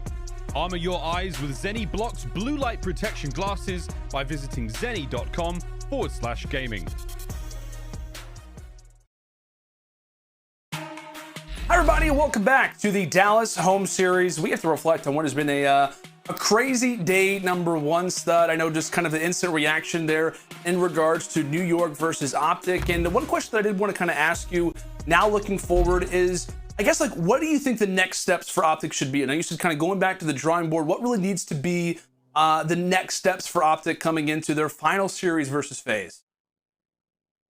I feel like versus FaZe, obviously, you know how talented they are just in respawns in general. You need to go back and just fix those crucial moments and those hard points that are costing you games. Like Envoy, when he's able to spawn towards the back of that P2 on Moscow, he needs to make a play. You need to be able to secure that and gain a full 60. Once they get that blessed spawn, you need to be able to get that time. And unfortunately, that doesn't happen. So that's stuff that they need to work on, especially just in their hard point. You need to come out and just be the dominant team that we know you can be. And just rely on a lot of your teamwork, because obviously in those situations where they have the advantage and it's just not going in their favor, just letting the other team just capitalize on their mistakes. And that's a lot of things where we talk about with OpTic, just their mistakes that they have putting on themselves, especially on those hard points that are really costing them. They need to go back, like I said, to the drawing board and just clean up a lot of that. Oh, hey, man, there's some time to do it. Like we said, these matches, they mean everything. It's not just about winning series, but it's also about maps, like getting as many 3-0s as you can, while also trying to lose in game 5s. Like, it really, everything matters when we talk about that Stage 3 Major, as it only gets more intense. Again, it has been a crazy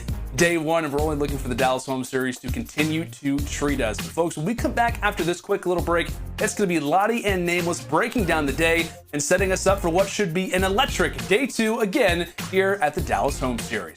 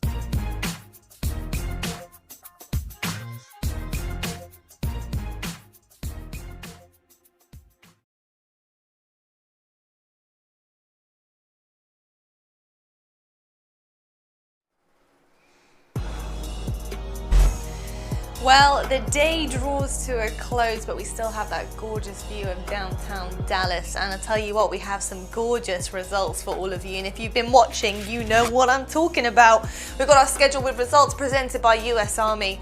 First up, a wonderful Game 5 won by Minnesota Røkkr against LAG. Absolutely incredible stuff, and Røkkr are looking like they're on the rise. Then, New York Subliners. New York, baby, because versus OpTic.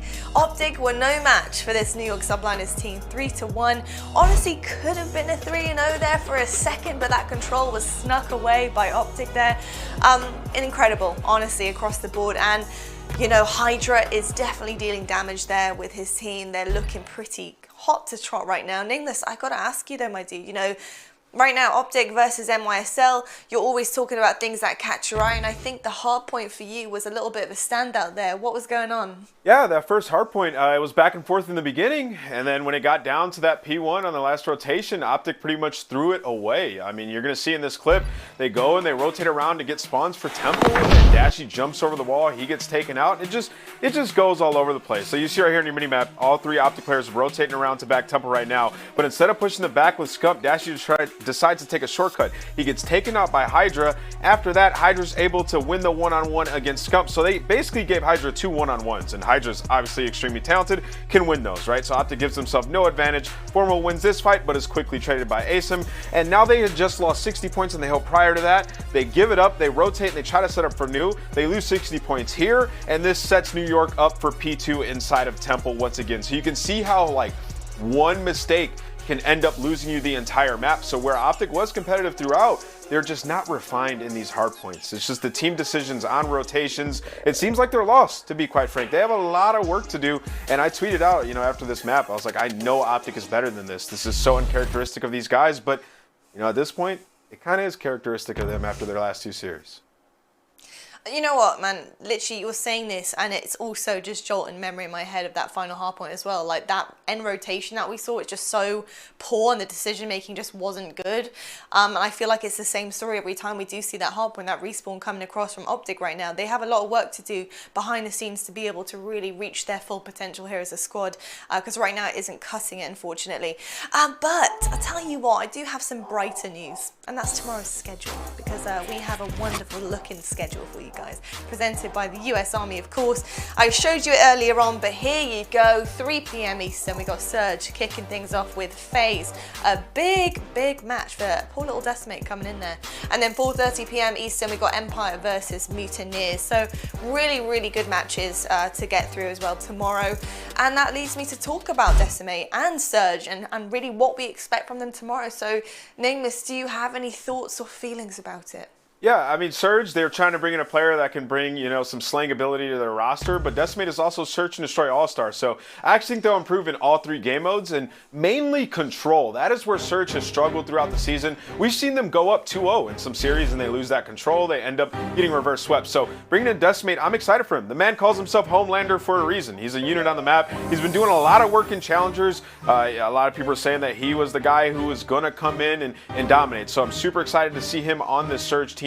They started to get a lot better during stage 2, but it seems like they peaked, and they had to replace Looney, who was underperforming. If you look at Looney's statistics, he was near the bottom of all players that we had in the entire league. So if you bring in Decimate and he's consistent and he can slay a bit better, they can improve in every single mode.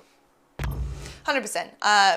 Definitely on the same page with you there, and I mean, like, bringing in a fresh pair of hands, I would say legs, but in this case it's definitely hands, onto the scene for a team does an awful lot. And I think you're right in saying that. I feel like Surge needed something else to spice it up for them a little bit, and I think Decimate might be just that. But we will certainly find out tomorrow and see exactly how the new look in Surge do.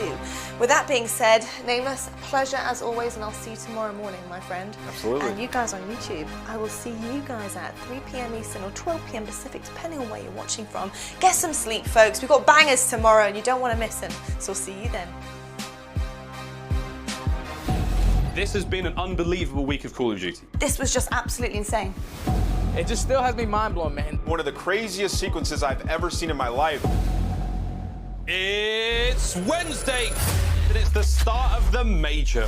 The LA Thieves have come to play. Oh boy! The Thieves absolutely decimate Paris.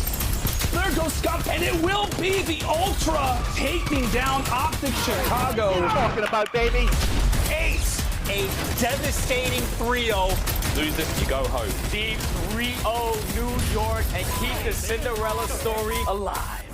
A nail biter here in the map 4. FaZe!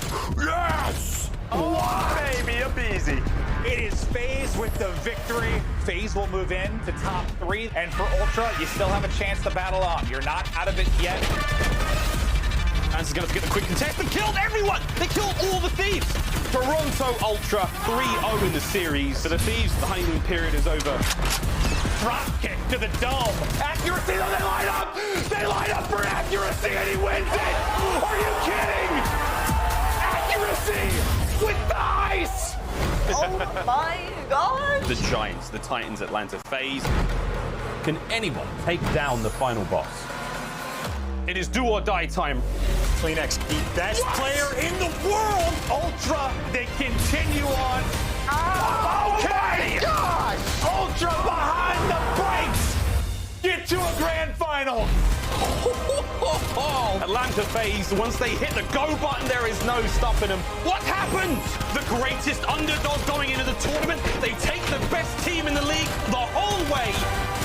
They truly are Ultra as your major 2 champions, Toronto Ultra.